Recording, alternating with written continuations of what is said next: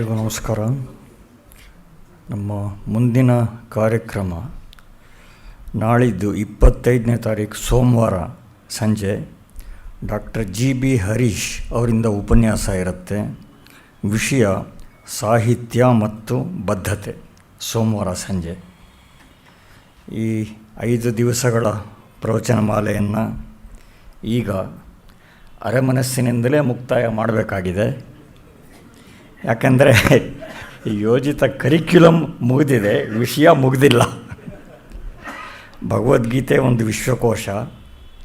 ಕಗ್ಗ ಅಂತೂ ಭಗವದ್ಗೀತೆ, ಉಪನಿಷತ್ತುಗಳು, ಪ್ರಾಚ್ಯ ಹಾಗೂ ಪಾಶ್ಚಾತ್ಯ ಪುರಾಣಗಳು ಮೊದಲಾದ ಅಪಾರ ಜ್ಞಾನರಾಶಿಯನ್ನು ಮಥನ ಮಾಡಿ ಇವತ್ತಿನ ಜನಕ್ಕೆ ಪ್ರಸಾದಿಸಿರುವ ಸಂದೇಶಗಳ ಸಂಕಲನ.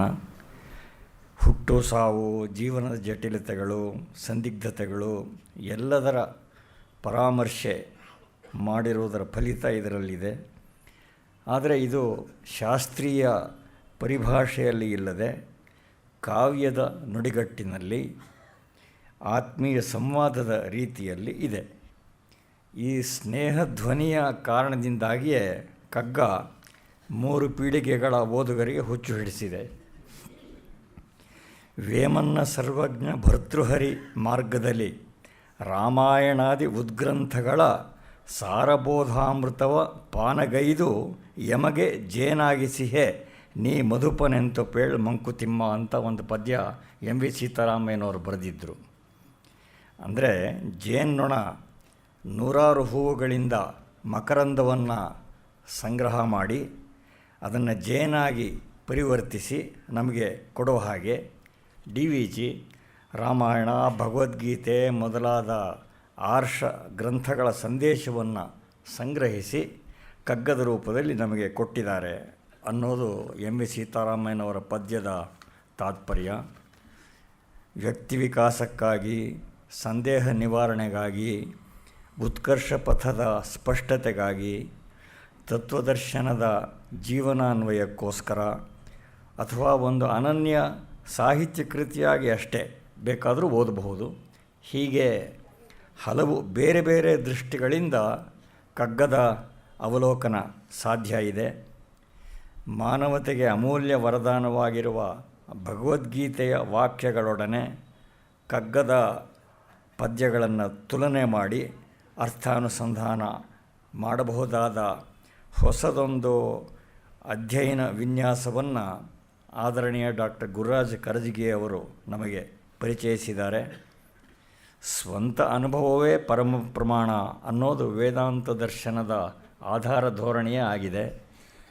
ಭಗವದ್ಗೀತೆ ಮತ್ತು ಉಪನಿಷತ್ತುಗಳು ಮನುಷ್ಯನ ಸತ್ಯಾನ್ವೇಷಣೆಯ ಅಪೂರ್ವ ದಾಖಲೆಗಳು.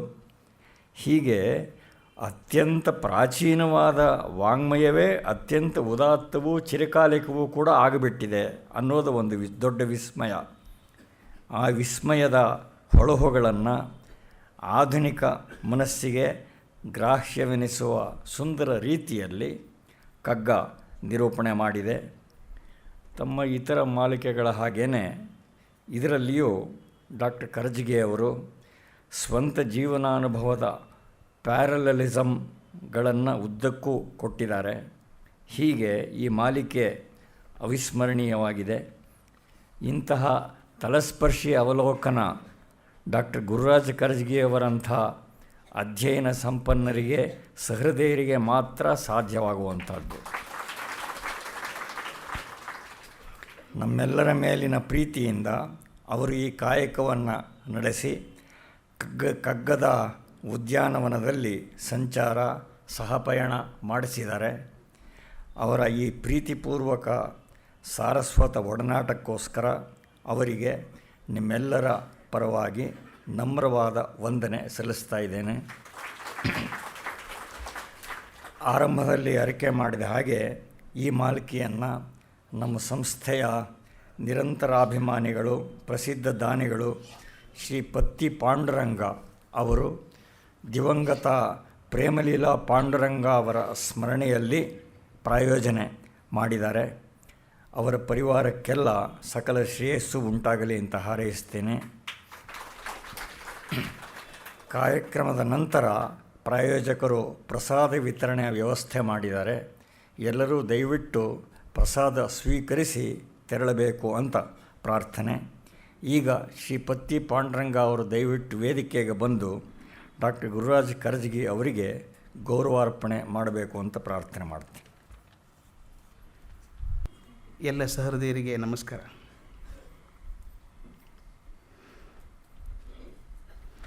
ನಿನ್ನೆ ದಿವಸ 18ನೇ ಅಧ್ಯಾಯದ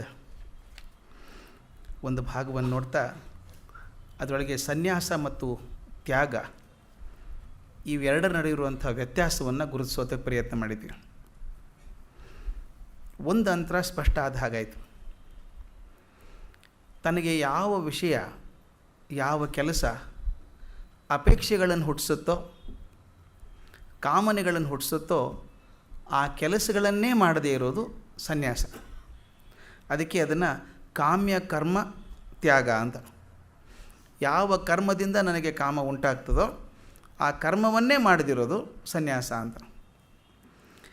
ಕರ್ಮವನ್ನು ತಪ್ಪದೇ ಮಾಡ್ತಾ ಬರೀ ಅದರ ಫಲಾಪೇಕ್ಷೆಯಾಗಿ ಕೂತ್ಕೊಳ್ಳೋದೇ ತ್ಯಾಗ ಕೆಲಸ ಮಾಡೋದು ನನ್ನ ಕೆಲಸ, ಅದರ ಫಲ ಏನು ಬರುತ್ತೋ ಅದು ಭಗವಂತನ ಬಿಡೋಣ ಅಂಥೇಳಿ ಫಲತ್ಯಾಗವನ್ನು ಮಾಡುವಂಥದ್ದು. ಅದಕ್ಕೆ ಕರ್ಮ ಫಲತ್ಯಾಗ ಅನ್ನುವಂಥದ್ದು ತ್ಯಾಗ ಅಂತ. ಎಷ್ಟು ಸುಲಭವಾದ ಅರ್ಥ DVG ಕೊಟ್ಟಂಥ ಅರ್ಥ ಅದು. ಅವ್ರು ಹೇಳ್ತಾರೆ, ಯಾವ ಕರ್ಮ ಮಾಡೋದ್ರಿಂದ ನನಗೆ ಆಸಕ್ತಿ ಉಂಟಾಗುತ್ತೆ. ತಾವೆಲ್ಲ ಕೇಳಿದ್ದೀರಿ, ಸನ್ಯಾಸಿ ಹೋದ, ರಾಜ ಅರಮನೆ ಬಿಟ್ಟು ಹೋದ, ಸಾಕು ರಾಜ್ಯ ಕೆಲಸ ಸಾಕು, ಕಾಡಿಗೆ ಹೋಗ್ತೀನಿ ಅಂತ ಹೋದ. ಯಾರ್ದೂ ಸಹವಾಸ ಬೇಡ ಅಂತ ಒಂದು ಕಡೆ ಇದ್ದ. ತನ್ನ ಪಾಡಿ ತದ್ದೆ ಪೂಜೆ ಮಾಡ್ಕೊಂಡಿದ್ದ, ದೇವ್ರ ಪೂಜೆ ಮಾಡ್ಕೊಂಡಿದ್ದ. ನದಿಗೆ ಹೋದ, ಆಗ್ತಾನೆ ಒಂದು ಜಿಂಕೆ ಮರಿ ಹಾಕಿ ಸತ್ತೋಯ್ತು. ಜಿಂಕೆ ಮರಿ ಹಿಡ್ಕೊಂಬಂದ. ಅದ್ರ ಬಗ್ಗೆ ಮೋಹ ಬಂತು. ಅದು ಎಲ್ಲಿವರೆಗೆ ಬಂತು ಅಂದರೆ ಜಿಂಕೆ ಹಿಡ್ಕೊಂಡೇ ಬದುಕಿದ. ಮುಂದೆ 3-4 ಜನ್ಮ ಜಿಂಕೆ ಆಗಿ ಹುಟ್ಟಿದ್ದ ಅವನು ಅಂತಂದು ಕತೆ ಬರುತ್ತೆ. ಅಂದರೆ ಯಾವ ಕೆಲಸ ನನಗೆ ಮೋಹ ಹುಟ್ಟಿಸೋಕೆ ಸಾಧ್ಯ ಇದೆಯೋ, ಯಾವ ಕೆಲಸ ನನ್ನಲ್ಲಿ ಅಪೇಕ್ಷೆಗಳನ್ನು ಹುಟ್ಟಿಸೋಕೆ ಸಾಧ್ಯ ಇದೆಯೋ ಆ ಕರ್ಮಗಳನ್ನೇ ಮಾಡೋದು ಬೇಡ ಅಂತ. ಅದಕ್ಕೆ ಹೇಳ್ತಾರೆ ಕಾಮ್ಯ ಕರ್ಮ ತ್ಯಾಗ ಅನ್ನುವಂಥದ್ದು ಸನ್ಯಾಸ. ಕೆಲಸ ಮಾಡ್ಕೊಂಡೇ ಇರ್ತೀನಿ, ಕೆಲಸ ಯಾವುದು ಬೇಡ ಅಂತಲ್ಲ, ಕೆಲಸ ಮಾಡ್ಕೊಂಡಿರ್ತೀನಿ. ಅಪೇಕ್ಷೆನೂ ಇರ್ಬೋದೇನೋ, ಆದರೆ ಅದು ಬಂದೇ ತೀರ್ತದೆ ಅಂತ ಹಠ ಇಲ್ಲ. ನನ್ನ ಪ್ರಯತ್ನ ಮಾಡ್ತೇನೆ, ಬಂದರೆ ಸರಿ, ಬರೆದಿದ್ದರೆ ಸರಿ ಅಂತ ಹೇಳಿ ಆ ಕರ್ಮಫಲ ತ್ಯಾಗವನ್ನು ಮಾಡೋದು ತ್ಯಾಗ ಅಂತ.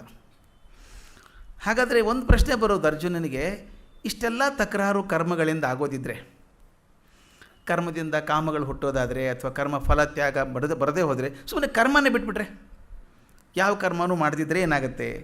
ಅದು ಕೃಷ್ಣ ಹೇಳ್ತಾನೆ, ಕರ್ಮವನ್ನು ಎಂದೂ ಬಿಡುಕೊಡೋದು, ಯಜ್ಞದಾನ ತಪಃಕರ್ಮ ನ ತ್ಯಾಜ್ಯಂ ಕಾರ್ಯಮೇವ ತತ್ ಯಜ್ಞೋ ದಾನಂ ತಪಶ್ಚೈವ ಪಾವನಾನಿ ಮನೀಷಿಣಾಂ ಅಂತ. ಎಷ್ಟು ಚಂದ ಅರ್ಥ ಅದು. ಯಜ್ಞ, ದಾನ ಮತ್ತು ತಪಸ್ಸು ಈ ರೂಪದ ಕರ್ಮಗಳೇನಿದ್ದಾವೆ ಅವನು ಯಾರೂ ಬಿಡ್ತಕ್ಕದ್ದಲ್ಲ. ಯಜ್ಞ, ದಾನ, ತಪಸ್ಸು ಈ ಕರ್ಮಗಳನ್ನು ಬಿಡಬೇಕಾಗಿಲ್ಲ. ಯಾಕಂದರೆ ಈ 3 ಕರ್ಮಗಳಿಂದ ಯಾರು ಮೋಕ್ಷಾಪೇಕ್ಷಿಯಾಗಿದ್ದಾನೋ ಅವನ ಜೀವನ ಉದಾತ್ತವಾಗ್ತದೆ, ಪವಿತ್ರ ಆಗ್ತದೆ ಅಂತ. ಎಷ್ಟು ಚಂದ ಮಾತು. ಈ ಕರ್ಮ ಮಾಡೋದು ಎದಕ್ಕೆ ಅಂದರೆ ಗುರಿ ಮುಟ್ಟೋದಕ್ಕೆ ಅಂತ ಒಂದು ಹಾದಿ ಆಯಿತು. ಆ ಗುರಿ ಮುಟ್ಟೋದ್ರ ಜೊತೆ ನನ್ನ ಜೀವನ ಸ್ವಲ್ಪ ಪವಿತ್ರ ಆಗ್ತದೆ ಅಂತ. ಎಷ್ಟು ಚಂದ ಮಾತು ಅದಕ್ಕೆ. ಯಜ್ಞ, ದಾನ ಮತ್ತು ತಪಸ್ಸು ಮಾಡೋದು ಮಾಡಲೇಬೇಕು. ಯಾಕೆ ಮಾಡಬೇಕು ಅಂತಂದರೆ ಅದು ನಿನಗೆ ಫಲಗಳನ್ನು ಕೊಡ್ತದೋ ಬಿಡ್ತದೋ ಮುಖ್ಯ ಅಲ್ಲ, ಆದರೆ ಕರ್ಮ ಮಾಡೋದ್ರೊಳಗೇ ನಿನ್ನ ಜೀವ ಪವಿತ್ರ ಆಗ್ತದೆ ಅಂತ. ಒಬ್ಬ ಮನುಷ್ಯ ಆರೋಗ್ಯ ಚೆನ್ನಾಗಿರಲಿಲ್ಲ, ಭಾಳ ಒದ್ದಾಡಿಬಿಟ್ಟ. ಏನು ಸಣ್ಣ ಮಳೆ ಬಂದು ನೆಗಡಿ ಬಂದುಬಿಡಬೇಕು, ಜ್ವರ ಬರಬೇಕು, ಒದ್ದಾಡಿ ಹೋಗ್ತಿದ್ದ. ಇಷ್ಟ ಅಶಕ್ತನ ಯಾಕಪ್ಪ ಮಾಡಿದೆ ಭಗವಂತ ನನ್ನ ಅಂತ ಕೇಳ್ಕೊಂಡ. ದೇವರನ್ನು ಪ್ರಾರ್ಥನೆ ಮಾಡ್ದ. ಒಂದು ದಿವಸ ಕನಸಲ್ಲಿ ದೇವರು ಬಂದ, ಒಂದು ಕೆಲಸ ಮಾಡೋ, ನಿನ್ನ ಆರೋಗ್ಯ ಸುಧಾರಿಸ್ಬೇಕು, ನಿನಗೆ ಒಳ್ಳೇದಾಗಬೇಕು ಜೀವನದಲ್ಲಿ ಅಂತ ಅನ್ನೋದಾದರೆ ನಿನ್ನ ಮನೆ ಹಿಂದೆ ಒಂದು ಸಣ್ಣ ಗುಡ್ಡ ಇದೆ.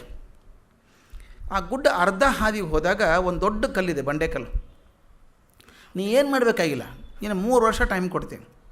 ಆ ಕಲ್ಲನ್ನು ತೊಗೊಂಡು ಗುಡ್ಡದ ತುದಿಗೆ ಮುಟ್ಟಿಸ್ಬಿಡು. ತಳ್ಳಿ ಗುಡ್ಡದ ತುದಿಗೆ ಮುಟ್ಟಿಸ್ಬಿಟ್ರೆ ನಿನ್ನ ಕಷ್ಟಗಳೆಲ್ಲ ಸರಿ ಆಗ್ತವೆ, ನೀನು ಯಾವ ಕಷ್ಟವೂ ಇರೋದಿಲ್ಲ ಅಂದ. ಅವನಂದ, ನನಗೆ ನಡೆಯೋಕ್ಕಾಗಲ್ಲ ಸರಿಯಾಗಿ, ಅಷ್ಟು ಅಶಕ್ತನಾಗಿದ್ದೀನಿ, ನೋಡೋಣ ಭಗವಂತ ಹೇಳಿದಾನಲ್ಲ ಅಂತ ಹೋದ. ನೋಡಿದಾಗ ಇಷ್ಟು ದೊಡ್ಡ 2 ಆಳು ಎತ್ತರದ ಕಲ್ಲು. ಹೇಳಿದಾನೆ ಭಗವಂತ, ಪ್ರಯತ್ನ ಅಂತೂ ಮಾಡಬೇಕು. ದಿನಕ್ಕೆ 2 ಸಲ ಹೋದ, ಬೆಳಗ್ಗೆ ಒಮ್ಮೆ, ಸಾಯಂಕಾಲ ಒಮ್ಮೆ. ಕಾಲು ಕೊಟ್ಟು ಜೋರಾಗಿ ಒತ್ತವನು, ಉಸಿಲು ಬೇಗ ಹಿಡಿದು ಒತ್ತೋದು. ಅಲಗಾಡತ್ತೆ, ಅದು ಅಲಗಾಡಲೇ ಇಲ್ಲ. 3 ವರ್ಷ ಬಿಡಲೇ ಇಲ್ಲ ಪ್ರಯತ್ನ. ಬೆಳಗ್ಗೆ ಸಾಯಂಕಾಲ ಭಗವಂತ ಹೇಳಿದಾನಲ್ಲ 3 ವರ್ಷ ಮಾಡು ಅಂತೇಳಿ. ದುಡ್ದ ಒಂದೇ ಸಮ ತಳೆದ ಆಗಲಿಲ್ಲ. 3 ವರ್ಷ ಆದಮೇಲೆ ಭಗವಂತನ ಮತ್ತೆ ಕೇಳ್ಕೊಂಡ, ಏನು ಭಗವಂತ ನೀನು ಸುಳ್ಳು ಹೇಳೋಕ್ಕೆ ಶುರು ಮಾಡಿದ್ಯಾ? ನನಗೇನು ಹೇಳಿದ್ದೆ ನೀನು? 3 ವರ್ಷ ಕಲ್ಲು ತಳ್ಳಿ ಅದು ಮೇಲೆ ಕಳಿಸಿದರೆ ನೀನು ಎಲ್ಲ ಸಮಸ್ಯೆಗಳು ಪರಿಹಾರ ಆಗ್ತದೆ ಅಂತ ಹೇಳಿದ್ದೆಲ್ಲ. ನೀನು ಕೆಲಸ ಕೊಟ್ಟೆ ಅಂತ ನಾನು ಮಾಡಿದೆ. ಆ ಕಲ್ಲು ತಳ್ಳೋಕೆ ಆಗತ್ತಾ ನನ್ನ ಕಡೆಯಿಂದ? ಒಂದು ಸ್ವಲ್ಪ ಅಲುಗಾಡಲಿಲ್ಲ, ಅದು ಒಂಚೂರು ಅಲುಗಾಡಲಿಲ್ಲ ಅಂತ ಭಗವಂತ ಹೇಳಿದಂತೆ, ಅದು ಬಿಡು, ಕಲ್ಲು ಮುಗಿಸೋದು ಮುಖ್ಯ ಅಲ್ಲ, ನೀನು ಆರೋಗ್ಯ ಹೆಂಗಾಗಿದೆ ಈಗ ಮುಖ್ಯದಂತ. ಆ ಕಲ್ಲು ತಳ್ಳಿ ಪೈಲ್ವಾನ್ ಆಗಿಬಿಟ್ಟಿದ್ದಾನೆ ಇವನು. ಬೆಳಗ್ಗೆ ಸಾಯಂಕಾಲ ತಳ್ಳಿ ಇವನು ಬಂದದ್ದು ಪ್ರಾಬ್ಲಮ್ ಅದೇನೇ, ಆರೋಗ್ಯದೇ ಪ್ರಾಬ್ಲಮ್ಮು, ಅದೇ ಸರಿಯಾಗಿ ಹೋಯ್ತಲ್ಲ ಈಗ. ಭಗವಂತ ಹೇಳಿದ ಅದಕ್ಕೆ ಬೇಕಾಗಿದ್ದು ನಿನಗೆ ಅಂತ. ಕಲ್ಲು ತಳ್ಳೋದು ಗುಡ್ಡ ಮುಟ್ಸೋದಕ್ಕಲ್ಲ, ನೀನು ಆರೋಗ್ಯ ಸುಧಾರಿಸೋದಕ್ಕೆ ಅಂತ. ಇಲ್ಲಿ ಹಾಗೇ ಯಜ್ಞ ದಾನ ತಪ ಮಾಡೋದು ಇದೆಯಲ್ಲ, ಕರ್ಮಗಳನ್ನು ಮಾಡೋದು, ಅದರಿಂದ ಫಲ ಸಿಕ್ಕರೆ ಸಂತೋಷ ನಿನಗೆ. ಆದರೆ ಆ ಪ್ರಯತ್ನ ಇದೆಯಲ್ಲ, ಕರ್ಮಗಳನ್ನು ಮಾಡೋದು, ಇದೇ ನಿನ್ನ ಜೀವನವನ್ನು ಪರಿಷ್ಕಾರ ಮಾಡುವಂಥ ಒಂದು ಕ್ರಿಯೆ. ಇನ್ನೊಂದಿಷ್ಟಿದೆ ನೋಡಿ, ಕರ್ಮ ಅಂದರೆ ಏನು ಅಂತ. ಲೋಕ ವ್ಯವಹಾರ ಅಂತ. ಕರ್ಮ ಅಂದರೆ ಲೋಕ ವ್ಯವಹಾರ. ವ್ಯವಹಾರ ಅಂದರೆ ಏನು? ನಮ್ಮಲ್ಲಿ ಇರೋದನ್ನೊಂದಿಷ್ಟು ಕೊಡಬೇಕು, ಇಲ್ಲದನ್ನು ಪಡ್ಕೊಳ್ಬೇಕು. ಕೊಡೋದು ಕೊಳ್ಳೋದು ಎರಡೂ ವ್ಯವಹಾರದ ಕೆಲಸ. DVG ಬರೆಯುವಂಥ ಮಾತು ಎಷ್ಟು ಚಂದದ ಸುಲಭದ ಮಾತು ಗೊತ್ತಾ? ನಾವು ಉಸಿರಾಡಿಸೋದು ಹಾಗೆ ಅಲ್ವಾ ಅಂತ ಕೇಳ್ತಾರೆ. ಕರ್ಮ ಮಾಡೋದು ಉಸಿರಾಡಿಸೋ ಹಾಗೆ ಅಂತ. ಹೇಗೆ? ನೀವು ಉಸಿರು ತೊಗೊಳ್ಳಾರ್ದೆ ಬಿಡೋಕ್ಕಾಗಲ್ಲ, ಬಿಡದೆ ತೊಗೊಳಕ್ಕಾಗಲ್ಲ. ಎಷ್ಟು ಚೆನ್ನಾಗಿದೆ ನೋಡಿ ಅದು. ಉಸಿರು ತೊಗೊಳ್ಬೇಕು ಅಂದರೆ ಮೊದಲು ಬಿಡಬೇಕು. ನಾನು ಬರೀ ತೊಗೊಳ್ತಾ ಹೋದ್ರೆ ಲಂಗ್ಸ್ ಹರಿದೋದಿತ್ತು ಎಲ್ಲಾದರೂ. ತೊಗೊಳ್ಬೇಕಾದ್ರೆ ಮೊದಲು ಬಿಡಬೇಕು. ಅಂದರೆ ಕೊಡೋದು ಹೊರತು ಪಡ್ಕೊಳ್ಳೋಕ್ಕಾಗಲ್ಲ. ಎಷ್ಟು ಸುಲಭ ಇದೆ ನೋಡಿ ಇದು ಉಸಿರಾಡಿಸೋ ಕ್ರಿಯೆ. ನಾನು ಕೊಡೋದು ಹೊರತು ಪಡ್ಕೊಳ್ಳೋಕ್ಕಾಗೋದೇ ಇಲ್ಲ. ಉಸಿರಾಡಿಸುವಂಥ ಸುಲಭದ ಕ್ರಿಯೆಯಲ್ಲೇ ನನಗೆ ಪಾಠ ಸಿಗುತ್ತೆ. ಉಸಿರಾಡಿಸ್ಬೇಕಾದ್ರೆ ಮೊದಲು ಉಸಿರು ಬಿಡಬೇಕು, ಆಮೇಲೆ ಉಸಿರು ಪಡ್ಕೊಳ್ಬೇಕು. ಜಗತ್ತಿಂದ ಉಸಿರು ಪಡ್ಕೊಳ್ಬೇಕಾದ್ರೆ ಮೊದಲು ಜಗತ್ತಿಗೆ ಉಸಿರು ಕೊಡಬೇಕು. ಎಷ್ಟು ಸುಲಭ ಇದೆ ನೋಡಿ. ಅದಕ್ಕೆ ಹೇಳ್ತಾರೆ, ಈ ವ್ಯವಹಾರದೊಳಗೆ ನಾವು ಮಾಡುವಂಥ ಪ್ರತಿಯೊಂದು ಕೆಲಸ ಜಗತ್ತಿಗೆ ಎಷ್ಟು ಪ್ರಯೋಜನ ಆಯಿತು, ನನಗೆ ಎಷ್ಟು ಪ್ರಯೋಜನ ಆಯಿತು ಅಂತ. ನಾನು ಮಾಡೋ ಕೆಲಸದಿಂದ ಜಗತ್ತಿಗೆ ಎಷ್ಟು ಬರ್ತದೋ ಅದಕ್ಕಿಂತ ಹೆಚ್ಚಿಗೆ ನಾನು ಪಡ್ಕೊಳ್ಳೋದಾದರೆ ಅದನ್ನು ಸ್ವಾರ್ಥ ಕರ್ಮ ಅಂತ ಕರೀತಾರೆ. ಜಗತ್ತಿಗೆ ಕೊಡಬೇಕು, ನಾನು ಪಡ್ಕೊಳ್ಬೇಕು. ಆದರೆ ನಾನು ಪಡ್ಕೊಂಡದ್ದು ಕೊಡೋದಕ್ಕಿಂತ ಹೆಚ್ಚಾದರೆ ಅದು ಸ್ವಾರ್ಥ ಕರ್ಮ ಅಂತ. ನಾನು ಕೊಟ್ಟದ್ದು ಹೆಚ್ಚಾಗಿ ಪಡ್ಕೊಳ್ಳೋದು ಕಮ್ಮಿ ಆದರೆ ಅದು ಒಳ್ಳೆಯ ಸಮಾಜ ಕರ್ಮ ಅದು. ಆದ್ದರಿಂದ ಸ್ವಾರ್ಥ ಕರ್ಮ ಹೆಚ್ಚಾಗಿ ಹೋದಾಗ ಅವ್ರು ಹೇಳ್ತಾರೆ, ನಿನ್ನ ಮೇಲೆ ಋಣ ಹೆಚ್ಚಾಗ್ತಾ ಹೋಗ್ತದೆ ಅಂತ. ಅಕಸ್ಮಾತ್ ನಾನು ಸ್ವಾರ್ಥದಿಂದನೇ ಕೆಲಸ ಮಾಡಿಕೊಂಡು ಬರೀ ಪಡ್ಕೊಳ್ತಾ ಹೋದರೆ ನನ್ನ ಜೀವನ ಋಣ ಹೆಚ್ಚಿಗೆ ಆಗ್ತಾ ಹೋಗ್ತದೆ. ಆ ಋಣ ತೀರಿಸೋದು ಕಷ್ಟ, ಪ್ರಪಂಚದ ಋಣ ತೀರಿಸೋದು ಕಷ್ಟ ಆಗಿಬಿಡುತ್ತೆ. ಸಾಕಷ್ಟು ಜನ ನೋಡಿದ್ದೇವೆ ಇತಿಹಾಸದಲ್ಲಿ, ಪುರಾಣದಲ್ಲಿ ನೋಡಿದ್ದೇವೆ. ಹಿರಣ್ಯಕಶಿಪು, ರಾವಣ, ಭಸ್ಮಾಸುರ, ಕುಂಭಕರ್ಣ, ಕಾಲಯವನ, ಇವರೆಲ್ಲರೂ ಸಣ್ಣವ್ರು ಯಾರೂ ಇಲ್ಲ, ಭಾರಿ ದೊಡ್ಡವರು ಎಲ್ಲರೂ. ಎಲ್ಲರೂ ವರಗಳನ್ನೇ ಪಡ್ಕೊಂಡವರು, ದೊಡ್ಡ ಸಾಧನೆ ಮಾಡಿದವರು ಎಲ್ಲರೂ ವರಗಳನ್ನು ಪಡ್ಕೊಂಡ್ರು. ಆ ವರಗಳನ್ನು ಪಡ್ಕೊಳ್ಳೋದು ಎದಕ್ಕೆ ಪಡ್ಕೊಂಡಿದ್ರು ಅಂತ, ಇದು ಭಾಳ ಮುಖ್ಯ. ವರ ಪಡ್ಕೊಳ್ಳೋದು ಎದಕ್ಕೆ ಪಡ್ಕೊಂಡಿದ್ರು ಅಂದರೆ ತನಗೆ ಒಳ್ಳೆಯದಾಗಲಿ ಅಂತ. ತನಗೆ ಒಳ್ಳೆಯದಾಗಲಿ ಅಂತ ಪಡ್ಕೊಂಡಿದ್ದಕ್ಕೆ ಅದೆಷ್ಟು ಚೆಂದ ಹೇಳ್ತಾರೆ. ಅವರೆಲ್ಲ ಸುಧಾರಕರೇ. ಅವರ ಜೀವನ ಕಥೆ ಅಂದರೆ ಪುಣ್ಯಲೋಕದಿಂದ ಪಾಪ ಕೂಪ ಕೆಳೆದ ವ್ಯಥೆಯ ಕಥೆ ಅಂತ. ಪುಣ್ಯಲೋಕದಿಂದ ಪಾಪಲೋಕಕ್ಕೆ ಇಳಿದಂಥ ವ್ಯಥೆಯ ಕಥೆ ಅವ್ರದ್ದೆಲ್ಲನೂ. ರಾವಣ ದೊಡ್ಡ ಮನುಷ್ಯ ಆಗ್ಬೋದಾಗಿತ್ತು, ಅದೊಂದು ತಪ್ಪು ಮಾಡದೆ ಹೋಗಿದ್ರೆ. ಕುಂಭಕರ್ಣ ಜ್ಞಾನಿ, ಅವನು ದಡ್ಡ ಅಲ್ಲ. ಅವನು ಎದ್ದ ತಕ್ಷಣ ಹೇಳ್ತಾನೆ, ನನ್ನ ತಪ್ಪು ಮಾಡಿದ್ಯಾ ನೀನು? ಅಣ್ಣ ತಪ್ಪು ಮಾಡಿದೆ, ಗೊತ್ತಿದೆ ನನಗೆ, ಸೀತೆಯನ್ನು ಕೊಟ್ಬಿಡು ವಾಪಸ್. ಆದರೆ ನೀನು ಕೊಡೋದಿಲ್ಲ, ನಿನ್ನ ಜೊತೆಗಿರ್ತೀನಿ ನಾನು, ಅಣ್ಣ ನೀನು ನಿನ್ನ ಜೊತೆಗಿರ್ತೀನಿ ಅಂತ ಹೇಳ್ತಾನೆ.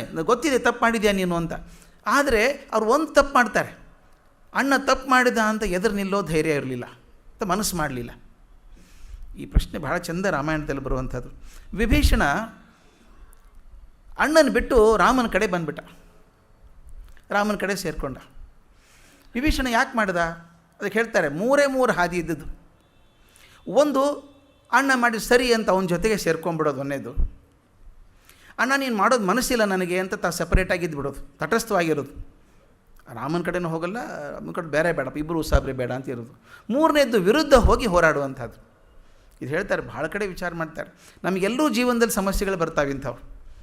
ಯಾವುದೋ ಒಂದು ಮೌಲ್ಯ ಹಿಡ್ಕೊಂಡು ಕೂತಿದ್ದೀರಿ, ನಿಮ್ಮ ಮೇಲಿನವರು ಅದಕ್ಕೆ ಹೇಳ್ತಾರೆ, ಮನೆ ಯಜಮಾನ ನೀಚಾದರೆ ಕೆಲಸ ಮಾಡುವಂಥ ಸೇವಕ ಏನು ಮಾಡಬೇಕು? ಯಜಮಾನ ತಪ್ಪು ಮಾಡ್ತಾನೆ ಅಂತ ಗೊತ್ತಿದ್ದ ಸೇವಕ ಏನು ಮಾಡಬೇಕು? ಅವನ ಜೊತೆಗೆ ಸೇರ್ಕೊಂಡ್ಬಿಡೋದು ಒಂದೇದು. ಈ ಯಜಮಾನರೇ ಬೇಡ ಅಂತ ಬೇರೆ ಕಡೆ ಹೋಗೋದು. ಮೂರನೇದು, ಯಜಮಾನರ ವಿರುದ್ಧ ನಿಂತು ಹೋರಾಡೋದು. ಈ ಮೂರು ಹಾದಿ. ವಿಭೀಷಣ ಮಾಡಿದ್ದು ಮೂರನೇದು, ಭೀಷ್ಮಾಚಾರ್ಯ ಮಾಡಿದ್ದು ಮೊದಲೇದು. ಏನು ಮಾಡೋದಪ್ಪ, ನನಗೆ ಹಸ್ತನಾವತಿ ಜವಾಬ್ದಾರಿ ಇದೆ, ಇರಬೇಕು, ಸಿಂಹಾಸನ ಬಗ್ಗೆ ಜವಾಬ್ದಾರಿ ಇದೆ. ಒಂದು ಸಲ ಉಳ್ಕೊಂಡ್ಬಿಟ್ರು ಅವ್ರ ಜೊತೆಗೆ. ಆದರೆ ವಿಭೀಷಣ ಮಾಡಿದ ಮೂರನೇ ಹಾದಿ ಅಂದರೆ ತಟಸ್ಥವಾಗೂ ಇರಲಿಲ್ಲ.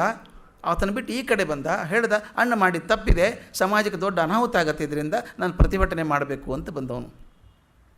ಇವರು 3 ಜನ ನೋಡಿ ಈಗಿದ್ದವರು, ಈ ಕಾಲಯವನ, ಭಸ್ಮಾಸುರ ವರ ಪಡ್ಕೊಂಡಿದ್ದು ಎಂಥ ದೊಡ್ಡ ವರ ಅದು, ಒಳ್ಳೇದಾದ ಪಡ್ಕೊಂಡದ್ದು. ನಾ ಏನು ವರ ಪಡ್ಕೊಳ್ತೀನಿ, ನನ್ನ ಜೀವನ ಗತಿ ನಿರ್ಧಾರ ಮಾಡುತ್ತೆ, ಯಾರ ತಲೆ ಮೇಲೆ ಕೈ ಇಡ್ತೀನೋ ಅವ್ರು ಸತ್ತು ಹೋಗಲಿ ಅಂತ ಕೇಳ್ಕೊಳ್ಳೋದ ವರನ ಇದು. ಅವನು ಹಿರಣ್ಯಕಶಿಪು ಕೇಳ್ಕೊಳ್ಳೋದು ಏನು ವರ ಅಂದರೆ ಯಾರ ಕಡೆಯಿಂದ ಸಾಯಬಾರ್ದು. ದೊಡ್ಡ ರಿಸರ್ಚೇ ಮಾಡಿರ್ಬೇಕು ಅವನು. ಎಲ್ಲಿ ಸಾಯಬಾರ್ದು, ಹಗಲು ಸಾಯಬಾರ್ದು, ರಾತ್ರಿ ಸಾಯಬಾರ್ದು, ಮನೆ ಒಳಗೆ ಸಾಯಬಾರ್ದು, ಹೊರಗೆ ಸಾಯಬಾರ್ದು, ಆಯುಧಗಳನ್ನು ಸಾಯಬಾರ್ದು, ಏನೇನು ಕೇಳ್ಕೊಳ್ಳೋದು. ಅದು ಎಲ್ಲದಕ್ಕೂ ಒಂದು ಪರಿಹಾರ ಇದೆ ಅಂತ ನಾನು ಯಾವಾಗಲೂ ಹೇಳ್ತಾ ಇರ್ತೀನಿ. No problem comes as a problem, it comes with a solution as a package ಅಂತ. ಯಾವುದೇ ಸಮಸ್ಯೆ ಪರಿಹಾರದೊಂದಿಗೆ ಬಂದಿರುತ್ತೆ, ನಾವು ಹುಡುಕ್ಬೇಕಷ್ಟೇ ಬೇರೆ ಮಾಡೋದಕ್ಕೆ. ಅವನು ಎಷ್ಟು ಪ್ರಶ್ನೆ ಕೇಳಿದ್ರೆ ಇನ್ನೊಂದು ಹೊಸ ಉತ್ತರ ಸಿಗ್ತಿತ್ತಲ್ಲ. ಅದಕ್ಕೆ ನರಸಿಂಹ ಬಂದಾಕ್ಷಿ ಎತ್ಕೊಂಡು ಹೋಗಿ ಹೊಸ್ತಲಲ್ಲಿ ಕೂತ್ಕೊಂಡು ಹೇಳ್ತಾನೆ, ನೋಡು ಮನೆ ಒಳಗೂ ಇಲ್ಲ ಹೊರಗೂ ಇಲ್ಲ, ಪ್ರೂವ್ ಮಾಡಬೇಕಲ್ಲ ಒಳಗೂ ಇಲ್ಲ ಹೊರಗೂ ಇಲ್ಲ, ಇದು ಹಗಲು ಅಲ್ಲ ರಾತ್ರಿ ಅಲ್ಲ, ಸಂಜೆ ಆಗಿದೆ, 3 ಸಂಜೆ ಆಗಿದೆ ಈಗ ಅಂತ ಹೇಳಿ, ಆಯುಧಗಳಿಲ್ಲ, ಬರೀ ಉಗುರಿಂದ ಕೊಲ್ತಾ ಇದ್ದೇನೆ ಅಂತ ಹೇಳಿ ಇಷ್ಟೆಲ್ಲ ಹೇಳಬೇಕಲ್ಲ. ಇದು ವರ ಹೇಳ್ಕೊಳ್ಳೋ ರೀತಿನ. ಇದು ಯಾವಾಗ ಬರುತ್ತೆ ಅಂದರೆ ಸ್ವಾರ್ಥ ತನ್ಮಯತೆ ಬಂದಾಗ ವರ ಕೇಳ್ಕೊಳ್ಳೋ ಬುದ್ಧಿ ಕೂಡ ಇರಲ್ಲ. ಆ ಕಾಲಯವನ ಅಸಾಧ್ಯ ಶಕ್ತಿ ಇದ್ದವನು, ಅವನಿಗೊಂದು ವರ ಇತ್ತಂತೆ, ಆಯುಧಗಳನ್ನು ಸಾಯಬಾರದು ಅಂತ. ಅವನೇನು ಮಾಡಿದ, ಬೆನ್ನು ಹತ್ತಿ ಬಂದ, ಕೃಷ್ಣ ಓಡಿದ, ಬೆನ್ನು ಹತ್ತಿದ. ಕೃಷ್ಣನ ಬುದ್ಧಿವಂತಿಕೆ ಹೇಗೆ ನೋಡಿ, ಓಡಿದ ಹ್ಯಾಂಗೆ ಮಾಡಿದ, ಬೆನ್ನು ಹತ್ತಿಯವರು ಸಿಗಲಿಲ್ಲ. ಕೊನೆಗೆ ಇವನೊಂದು ಗವಿ ಒಳಗೆ ಸೇರ್ಕೊಂಡ್ಬಿಟ್ಟ ಕೃಷ್ಣ. ಕತ್ಲಿದೆ, ಒಳಗಡೆ ಹೋದ, ಎಲ್ಲಿ ಅಡ್ಕೊಂಡ ಇವನು ಕಳ್ಳ ಇವನು ಅಂತ ಹೋಗಿ ನೋಡ್ತಾನೆ. ಅಲ್ಲಿ ಕಟ್ಟೆ ಮೇಲೆ ಅವ್ರು ಮಲ್ಕೊಂಡಿದ್ದಾರೆ. ಕೃಷ್ಣ ಒಳಗಡೆ ಹೋದಾಗ ಏನು ಮಾಡಿದ ಅಂದರೆ, ಮಲ್ಕೊಂಡಿದ್ದಲ್ಲ ಮನುಷ್ಯ ಋಷಿ, ಅದು ಗೊತ್ತು ಅವನು, ಕೃಷ್ಣನಿಗೆ ಗೊತ್ತದು. ಅವನ ಮೇಲೆ ತನ್ನ ಶಲ್ಯವನ್ನು ಹಾಕಿ ಹೋಗಿ ಮಲ್ಕೋಗ್ಬಿಟ್ಟ, ಅಡ್ಕೊಂಡು ನಿಂತ್ಕೊಂಡ ಮರೆಗೆ ಹೋಗಿ. ಇವನು ಬಂದ, ನಾಟಕ ಮಾಡ್ತೀಯಾ ಮಲ್ಕೊಂಡಂಗೆ, ಏಳ ಮೇಲೆ ಅಂತ ಜೋರಾಗಿ ಹೋಗಿದ. ಹೇಳಲಿಲ್ಲ, ಒಂದು ಒದ್ದ ಏಳ ಮೇಲೆ ಅಂಥೇಳಿ. ಮಲ್ಕೊಂಡು ಅವನು ತೆಗೆದ, ಬೇರೆ ಮುಖ ಅದು, ಕೃಷ್ಣನೇ ಅಲ್ಲ. ಮಲ್ಕೊಂಡವನು ಮುಚ್ಚುಕೊಂಡ ಎದ್ದ, ಸಿಟ್ಟಿಂದ ಕಾಲಿಯವನ ನೋಡ್ದ. ಅವನ ಹಣೆಯಿಂದ ಒಂದು ಬೆಂಕಿ ಕಿಡಿ ಬಂದು ಅವನು ಸುಟ್ಟು ಭಸ್ಮಾಗಿ ಹೋದ. ನೋಡಿ ಹೇಗಿರುತ್ತೆ, ಆಯುಧಗಳಿಂದನೇ ಸಾಯಬಾರ್ದು ಅಂತ ಅಂದ್ಕೊಂಡವನು ಕಣ್ಣಿನ ಕಿಡಿಯಿಂದ ಸತ್ತು ಹೋಗ್ಬೇಕಾಯ್ತು. ಯಾಕೆ ಹೇಳ್ತೀನಿ ಅಂದರೆ, ಇವರು ಮಹಾನುಭಾವರು, ದೊಡ್ಡ ದೊಡ್ಡ ಶಕ್ತಿ ಪಡ್ಕೊಂಡವರು. ಅವರು ಪಡ್ಕೊಂಡಂಥ ವರನೇ ಅವರ ಅವಸಾನಕ್ಕೆ ಕಾರಣ ಆಯಿತು. ಅಂದರೆ ವರ ಬೇಡೋದಕ್ಕೂ ಒಂದು ಧೈರ್ಯ ಬೇಕಲ್ಲ ಸ್ವಾಮಿ, ನಾವು ಏನು ಕೇಳ್ಕೋಬೇಕು ಅಂತ ಜ್ಞಾನ ಬೇಕಲ್ವ. ಅದಕ್ಕೆ ಹೇಳ್ತಾರೆ, ಜ್ಞಾನಿಯ ಪಾಲಿಗೆ ಈ ಪ್ರಪಂಚ ಇದೆಯಲ್ಲ, ಇದೊಂದು ಕರ್ಮದ ಶಾಲೆ. ಇಡೀ ಪ್ರಪಂಚ ಒಂದು ಕರ್ಮದ ಶಾಲೆ. ಯಾಕಂದರೆ ಪಾಠ ಕಲಿಯೋದು ಇಲ್ಲೇ ನಾವು. ಶಾಲೆಯಲ್ಲಿ ಬರೀ ಸರ್ಟಿಫಿಕೇಟ್ ಕೊಡ್ತಾರೆ, ನಿಜವಾಗ್ಲೂ ಜೀವನದ ಅನುಭವ ಬರೋದು ಪ್ರಪಂಚದಲ್ಲಿ ಬಂದಾಗಲೇ. ಅದಕ್ಕೆ ನಮ್ಮ ಮಕ್ಕಳಿಗೆ ಹೇಳ್ತಾ ಇರ್ತೀನಿ, SSLC PUC ಡಿಗ್ರಿ ಆದಮೇಲೆ ಕಾನ್ವೊಕೇಷನ್ ಕೊಡ್ತಾರೆ. ಕಾನ್ವೊಕೇಷನ್ ಅಡ್ರೆಸ್ಸಲ್ಲಿ ನಾನು ಹೇಳೋದು ಅದೇನೆ. ನೀವು ಯಾವ ಪರೀಕ್ಷೆ ಕೂತಿದ್ದೀರಿ ಇಷ್ಟು ವರ್ಷ, ನಿಮ್ಮ ಜೀವನದ ಅತ್ಯಂತ ಸುಲಭದ ಪರೀಕ್ಷೆಗಳಿವೆಲ್ಲರೂ. ಅದು ಸಿಲೆಬಸ್ ಅಂತ ಇರ್ತದೆ, ಅದನ್ನು ದಾಟಿ ಹೊರಗಿನ ಕೊಡಲ್ಲ. ಸಿಲೆಬಸ್ ಚೆನ್ನಾಗಿ ಓದ್ಕೊಂಡ್ರೆ ಪಾಸ್ ಆಗೋದು ಗ್ಯಾರಂಟಿನೇ, ಅದರಿಂದ ಏನೂ ತೊಂದರೆ ಇಲ್ಲ. ಆದರೆ ಇನ್ಮೇಲೆ ಬರ್ತಾವಲ್ಲ ಪರೀಕ್ಷೆಗಳು, ನಿಮ್ಮ ಪ್ರಾಮಾಣಿಕತೆ ಪರೀಕ್ಷೆ, ನಿಮ್ಮ ನೈತಿಕತೆ ಪರೀಕ್ಷೆ, ನಿಮ್ಮ ದೇಶ ಪ್ರೇಮದ ಪರೀಕ್ಷೆ ಬರ್ತಾವಲ್ಲ, ಅಲ್ಲಿ ಪಾಸ್ ಆದ್ರೆ ದೊಡ್ಡವರಾಗ್ತೀರಿ ಅಂತ. ಆ ಪಾಸ್ ಆದ್ಕಾರ ಸಮಾಜದಲ್ಲೇ ಆಗಬೇಕದು, ಸಮಾಜದಲ್ಲೇ ಆಗಬೇಕು. ಅದಕ್ಕೆ ಹೇಳ್ತಾರೆ, ಇಲ್ಲಿಯ ತಾಪಗಳಿದ್ದಾವಲ್ಲ, ಸಂಸಾರ ತಾಪ ಅಂತ ಹೇಳ್ತೀವಿ, ಮನಸ್ಸಿನ ಕಬ್ಬಿಣವನ್ನು ಕಾಸಿ ಮೆತ್ತಗೆ ಮಾಡಿ ಅವನ ಆಂತರ್ಯವನ್ನು ಕೂಡ ಮೃದು ಮಾಡಿಬಿಡ್ತವೆ. ಅದಕ್ಕೆ ಹೇಳ್ತಾರೆ, ವ್ಯಕ್ತಿಯ ಜೀವನದ ಗಂಟುಗಳನ್ನು ಹಿಸುಕಿ ಮೆದು ಮಾಡ್ತಾವಂತೆ ಜೀವನದ ಕಷ್ಟಗಳು. ಗೊತ್ತಾಗತ್ತೆ ನಮಗೆ, ಸ್ವಲ್ಪ ವಯಸ್ಸಾದ್ಮೇಲೆ ಸಿಟ್ಟು ಬರಲ್ಲ, ಹೋಗಲಿ ಬಿಡಪ್ಪ, ಯಾಕೆ ಮೆದು ಆಗಿ ಹೋಗಿದೆ ಈಗಾಗಲೇ. ಬೇಕಾದಷ್ಟು ಪ್ರಪಂಚ ನಮಗೆ ಕಲಿಸುವಷ್ಟು ಯಾರೂ ಕಲಿಸಲ್ಲ. ಅದಕ್ಕೆ ಹೇಳ್ತಾ, ಅದಕ್ಕೆ ಬಸವಣ್ಣ ಹೇಳೋದು, ಮರ್ತ್ಯಲೋಕವೆಂಬುದು ಕರ್ತಾರನ ಕಮ್ಮಟವಯ್ಯ ಅಂತ. ಕರ್ತಾರನ ಕಮ್ಮಟ ಇದ್ದ ಹಾಗೆ. ಅದನ್ನು DV ಜಿ ಎಷ್ಟು ಚಂದ ಹೇಳ್ತಾರೆ, ಈ ಪ್ರಪಂಚದಲ್ಲಿ ಏನೇನು ಕಲಿತಾನೆ ಅವನು ಅಂತ. ಪದ್ಯ 604, 604. ಹೊಸಬನಾಗುವನು ಅನುಕ್ಷಣಂ ಮಾನವನು, ಹೊಸಬನಾಗುವನು ಅನುಕ್ಷಣಂ ಮಾನವನು, ವಸುಧೆಯ ಮೂಸೆಯಲಿ ಪುಟಪಾಕವಂತು, ರಸಮೂರ್ತಿಯಾಗುವನು ಜಗದಾತ್ಮಮತಿ ಬೆಳೆಯೇ, ಕಸವೆಲ್ಲ ಕಳೆದವನು ಮಂಕುತಿಮ್ಮ. ಎಷ್ಟು ಚಂದ ಮಾತು. ಪ್ರತಿ ಕ್ಷಣ ಮನುಷ್ಯ ಹೊಸಬಾಗ್ತಾನಂತೆ. ಬಯೋಲಾಜಿಕಲಿನೂ ಹೌದು, ಬುದ್ಧಿಯಿಂದನೂ ಹೌದು. ಪ್ರತಿ ಕ್ಷಣ ನಮ್ಮ ದೇಹದಲ್ಲಿ ಎಷ್ಟೋ ಮಿಲಿಯಾಂತರ ಸೆಲ್ಗಳು ಸಾಯ್ತಾ ಇರ್ತವೆ, ಜೀವಕೋಶಗಳು ಸಾಯ್ತವೆ, ಹೊಸ ಕೋಶ ಹುಟ್ಟಿ ಬರ್ತದೆ. ಪ್ರತಿ ಕ್ಷಣಕ್ಕೂ ಮನುಷ್ಯ ಹೊಸಬಾಗ್ತಾನಂತೆ. ನಮ್ಮ ಪರಂಪರೆಯಲ್ಲಿ ಒಂದು ಮಾತಿದೆ, ಯಾರನ್ನಾದರೂ ನಿಮ್ಮ ಬಳಗದವ್ರನ್ನ ಹಿರಿಯರನ್ನ ಅದು 12 ವರ್ಷ ನೋಡಿಲ್ಲದೆ ಹೋದರೆ ಮನೇಲಿ ನೋಡಬಾರ್ದು, ದೇವಸ್ಥಾನದಲ್ಲಿ ನೋಡಬೇಕು ಅಂತೊಂದು ಮಾತಿದೆ. 12 ವರ್ಷ ನೋಡದೆ ಹೋದರೆ, ಮೊದಲು ಹೇಳ್ತೀವಿ ಎಣ್ಣೆಯಲ್ಲಿ ಮುಖ ನೋಡಬೇಕು ಅಂತ, ಡೈರೆಕ್ಟ್ ಮುಖ, ಎಣ್ಣೆಯಲ್ಲಿ ಮುಖ ನೋಡಬೇಕು. ಯಾಕೆ ಅಂಥ ಪರಿ ಯಾಕೆ? ಸಿಂಪಲ್ ಬಯೋಲಾಜಿಕಲ್ ಫ್ಯಾಕ್ಟ್ ಏನಂದರೆ, ನಮ್ಮ ದೇಹದಲ್ಲಿ ಪ್ರತಿ ಕ್ಷಣಕ್ಕೂ ಜೀವಕೋಶಗಳು ಸತ್ತು ಹೊಸ ಸೆಲ್ ಬರ್ತದೆ. ಈ ಥರ 12 ವರ್ಷಕ್ಕೊಮ್ಮೆ ಪೂರ್ತಿ ಓವರಾಲ್ ಸೆಲ್ ಬದಲಾಗ್ತಾ ಹೋಗುತ್ತಲ್ಲ, ಪ್ರತಿ ಕ್ಷಣಕ್ಕೂ ಬದಲಾಗುವಂಥ ಸೆಲ್ ಜೀವಕೋಶ ಬದಲಿ ಆದರೆ 12 ವರ್ಷ ಆಗೋದ್ರೊಳಗೆ ಹಳೆ ಜೀವಕೋಶ ಪೂರ್ತಿ ಹೋಗಿ ಒಂದು ಸೈಕಲ್ ಕಂಪ್ಲೀಟ್ ಆಗಿರುತ್ತೆ. 12 ವರ್ಷ ಆದಮೇಲೆ ಇದ್ದಂಥ ಮನುಷ್ಯ ಆ 12 ವರ್ಷಗಳ ಹಿಂದೆ ಈಗಿರುವಂಥ ಸೆಲ್ ಒಂದೂ ಇರಲಿಲ್ಲ ಆವಾಗ ಅಂತ. ಈ ಥರ ಆಗೋದು 5 ಸಲ ಮಾತ್ರ ಮನುಷ್ಯನ ದೇಹದಲ್ಲಿ ಅಂತ. ಅಂದರೆ 60 ವರ್ಷ. ಅದಕ್ಕೆ ಶಾಂತಿ ಶಾಂತಿ ಶಾಂತಿ ಅಂತ ಹೇಳೋದು. ಅಡ್ವೆಂಚರ್ ಸಾಕಿನ್ನ, ಇನ್ನು ಪ್ರೊಡಕ್ಷನ್ ಇಲ್ಲ, ಬರೀ ಮೇಂಟೆನೆನ್ಸ್ ಅಷ್ಟೇ. ಅದಕ್ಕೆ ಕೇರ್ಫುಲ್ ಆಗಿರಬೇಕು. ಕೆಲವರು ಪ್ರೊಡಕ್ಷನ್ ಮಾಡ್ತಾರೆ, 70ವರೆಗೂ ಮಾಡ್ತಾರೆ, ಆದರೆ ನಿಜವಾಗಲೂ ದೇಹದಲ್ಲಿ ಜೀವಕೋಶಗಳು ಸೃಷ್ಟಿಯಾಗೋದು 5 ಸಲ ಮಾತ್ರ. ಎಕ್ಸೆಪ್ಷನ್ಸ್ ಬಿಟ್ಬೋಣ. 12 ವರ್ಷಕ್ಕೊಂದು ಸಲ ಪೂರ್ತಿ ಬದಲಾಗ್ತದೆ. ಅಂದರೆ 60 ವರ್ಷಕ್ಕೆ ಇನ್ನು ಪ್ರೊಡಕ್ಷನ್ ಸ್ಟಾಪ್ ಆಯಿತು. ಅದಕ್ಕೆ ಹುಷಾರಾಗಿರಬೇಕು ಅಂತ ಶಾಂತಿ. ಪ್ರತಿ ಕ್ಷಣಕ್ಕೂ ಹೊಸಬನಾಗ್ತಾನೆ. ಅದಕ್ಕೆ ಹೇಳ್ತಾರೆ, ಹೊಸಬನಾಗುವನು ಅನುಕ್ಷಣಂ ಮಾನವನು ವಸುಧೆಯ ಮೂಸೆಯಲ್ಲಿ ಪುಟಪಾಕ ಬಂತು. ಆ ಪುಟ ಇದೆಯಲ್ಲ, ಪಾಕ ಇದೆಯಲ್ಲ, ವಸುಧೆ, ಈ ಭೂಮಿಯೊಳಗೆ ಇದ್ದಂಥ ಪ್ರಪಂಚದ ಮೂಸೆಯೊಳಗೆ ಅಂಥ ಪಾಕ ಇದೆ, ಪುಟಪಾಕ ಇದೆ. ಅದು ನಮ್ಮನ್ನು ಬದಲಾಯಿಸ್ಬಿಡುತ್ತೆ ಕ್ಷಣಕ್ಕೋಸ್ಕರ. ನೋಡಿ, ನನಗೆ ಎಷ್ಟೋ ಸಲ ಚಿಂತೆ ಮಾಡಿದ್ದೇನೆ. ದೊಡ್ಡ ದೊಡ್ಡ ಮಹಾನುಭಾವರು ಬೇಗ ಹೋಗ್ಬಿಟ್ರು, ಭಾಳ ವರ್ಷ ಬದುಕಲಿಲ್ಲ ದೈಹಿಕವಾಗಿ. ಜೀಸಸ್ ಕ್ರೈಸ್ಟ್ ಬದುಕಿದ್ದು 33 ವರ್ಷ, ಶಂಕರಾಚಾರ್ಯ 32 ವರ್ಷ, ವಿವೇಕಾನಂದರು 39 ವರ್ಷ, ಒಂದರ ಪ್ರಕಾರ ಬಸವಣ್ಣನವರು 36 ವರ್ಷ ಅಂತ. ಸಣ್ಣ ವಯಸ್ಸಿಗೆ ಅದು ಹೆಂಗೆ ಸಾಧನೆ ಆಯಿತು? ಅಷ್ಟು ಸಣ್ಣ ವಯಸ್ಸಿಗೆ ಆಶ್ಚರ್ಯ ಆಗಲ್ವಾ? 39 ವರ್ಷಕ್ಕೆ ಅಪ್ಲಿಕೇಶನ್ ಬರೆಯೋಕ್ಕೆ ಬರಲ್ಲ ನಮಗೆ. ಅದು ಅಷ್ಟು ಬರೆದದ್ದು ರಾಜಯೋಗ ಬರೆದದ್ದು ಅರ್ಥ ಮಾಡ್ಕೊಳ್ಬೇಕಾದ್ರೆ 3 ಜನ್ಮ ಬೇಕು ನಮಗೆ. ಹೆಂಗೆ ಬರೆದ್ರು ವಿವೇಕಾನಂದರು ಅಷ್ಟು ಬೇಗ? ಅದಕ್ಕೆ ಅವ್ರು ಹೇಳ್ತಾರೆ, ಭಾಳ ಚಂದ ಅನಲೈಸ್ ಮಾಡ್ತಾರೆ. ಯಾವ ಮನುಷ್ಯ ಪ್ರತಿ ಕ್ಷಣಕ್ಕೂ ತನ್ನ ಮನಸ್ಸನ್ನು ಬದಲಾವಣೆಗೆ ಒಗ್ಗಿಕೊಳ್ಳುತ್ತಾನೋ ಅವನು ದೊಡ್ಡವನಾಗ್ತಾನೆ. ಎರಡೇ ಇರೋದು ಮನುಷ್ಯನಲ್ಲಿ, ಒಂದು ಅನುಭವ, ಒಂದು ಅಭಿನಯ ಅಂತ 2 ಮಾತು. ಅನುಭವ, ಅಭಿನಯ 2 ಪದ ಎಲ್ಲ ಭಾಷೆಗಳಲ್ಲಿ ಇರುವಂಥದ್ದು. ಈಗ ಒಂದು ಬೆಂಕಿಯಲ್ಲಿ ಒಂದು ಕಾಗದದ ಚೂರು ಹಾಕಿದರೆ ಅದು ಸುಟ್ಟು ಬೂದಿ ಆಗ್ತದೆ. ಮತ್ತು ನೀವು ಏನು ಮಾಡಿದರೂ ಕಾಗದ ಆಗೋದಿಲ್ಲ, ಅದು ಏನಾದರೂ ಆಗೋದಿಲ್ಲ. ಒಂದು ಬದನೆಕಾಯಿ ಬೆಂಕಿಯಲ್ಲಿ ಹಾಕಿ ಅದು ಬೆಂದು ಹೋದ್ಮೇಲೆ ಮತ್ತೆ ಮೊದಲು ಹಾಕಿ ಬದನೆಕಾಯಿ ಆಗೋಕ್ಕೆ ಸಾಧ್ಯನೇ ಇಲ್ಲ. ಅದು ಅಂದರೆ ಇರ್ರಿವರ್ಸಿಬಲ್ ಚೇಂಜ್. ಒಂದು ಸಲ ಆಗಿಬಿಟ್ರೆ ಮುಂದೆ ಬದಲಾವಣೆ ಪೂರ್ತಿ ತಿರುಗಿ ಆಗೋದಿಲ್ಲ, ಅದು ಹಂಗಾಗ್ಬಿಡುತ್ತೆ. ಹಾಗೆ ಮನುಷ್ಯನ ಮನಸ್ಸು ಅದು ಅನುಭವ. ಅನುಭವ ಅಂದರೆ ಬೆಂಕಿಯಲ್ಲಿ ಹಾಯ್ದು ಬಂದ ಹಾಗೆ. ಕೆಲವರು ಹೇಳ್ತಾರೆ, ನಾನು ಬೆಂಕಿಯಲ್ಲಿ ಹೋಗಿ ಬಂದೆ, ನನಗೇನೂ ಆಗಲಿಲ್ಲ ಅಂತ. ಅವು ಹೇಳಬೇಕು, ನೀ ಬೆಂಕಿಯೊಳಗೆ ಹೋಗಲಿಲ್ಲಪ್ಪ, ಬೆಂಕಿ ಚಿತ್ರ ಕೈಯಲ್ಲಿ ಹಿಡ್ಕೊಂಡಿದ್ದೆ ಅಷ್ಟೇ. ನಿಜವಾಗಲೂ ಬೆಂಕಿಯಲ್ಲಿ ಹೋದರೆ ಸುಡಬೇಕು ನಮ್ಮನ್ನದು, ಅದು ಅನುಭವ. ತಾವು ನೋಡಿದ್ದೀರಿ, ಒಂದೊಂದು ಸಲ ಜೀವನದಲ್ಲಿ ಅನುಭವ ಆದಾಗ ನಮ್ಮ ಪ್ರಪಂಚಕ್ಕೆ ನಾವು ತೋರುವಂಥ ಪ್ರತಿಕ್ರಿಯೆನೇ ಬೇರೆ ಆಗಿಬಿಡುತ್ತೆ. ಒಂದು ಸಲ ಒಂದು ಅನುಭವ ಆಗಿಬಿಟ್ರೆ, ಬೇಡಪ್ಪ ಮುಂದಿನ ಸಲ ಅಂತ ಅದು ಕೈ ಹಾಕಬೇಡಿ ನೀವು ಅನ್ನೋ ಸಲ. ಮುಂದೆ ಅಂಥ ಸಂದರ್ಭ ಬಂದಾಗ, ಬೇಡ ಪೆಟ್ಟು ತಿಂದಿದ್ದು ಹಿಂದ್ಕೊಮ್ಮೆ ಮಾಡಬೇಡಿ ಅದನ್ನು, ಯಾಕೆ ಅನುಭವಕ್ಕೆ ಪಕ್ಕಾಗಿದೆ ಜೀವ ಅಂತ. ಪ್ರತಿ ಸಲನೂ ವಸುಧೆಯ ಮೂಸೆಯಲ್ಲಿ ಪುಟಪಾಕವಂತು ರಸಮೂರ್ತಿ ಆಗುವನು ಜಗದಾತ್ಮಮತಿ ಬೆಳೆಯೇ. ಎಷ್ಟು ಚೆನ್ನಾಗಿದೆ ನೋಡಿ, ರಸಮೂರ್ತಿ ಆಗುವನು. ಆ ಇಡೀ ಮೂರ್ತಿ ರಸ ತುಂಬ್ಕೊಂಡ್ಬಿಡುತ್ತದೆ, ಭಾವನೆಯ ರಸ, ಒಳ್ಳೆಯ ರಸಗಳನ್ನು ತುಂಬ್ಕೊಳ್ತಾರೆ ಜೀವ. ಯಾವಾಗ ಜಗದಾತ್ಮಮತಿ ಬೆಳೆಯೇ, ಈ ಜಗತ್ತಿನ ಆತ್ಮದ ಬಗ್ಗೆ ಚಿಂತೆ ಮಾಡಿಕೊಂಡಾಗ, ಬರೀ ನಾನೊಬ್ಬನೇ ಅಲ್ಲ, ಇಡೀ ಜಗದ ಆತ್ಮದ ಬಗ್ಗೆ ಚಿಂತೆ ಮಾಡೋಕ್ಕೆ ಶುರು ಮಾಡಿದಾಗ, ಆತನ ಮನಸ್ಸನ್ನು ಆ ಕಡೆ ಹೊಗಿಸಿದಾಗ ನನ್ನ ಜೀವನನೇ ರಸಪೂರ್ಣ ಆಗಿಬಿಡ್ತದೆ.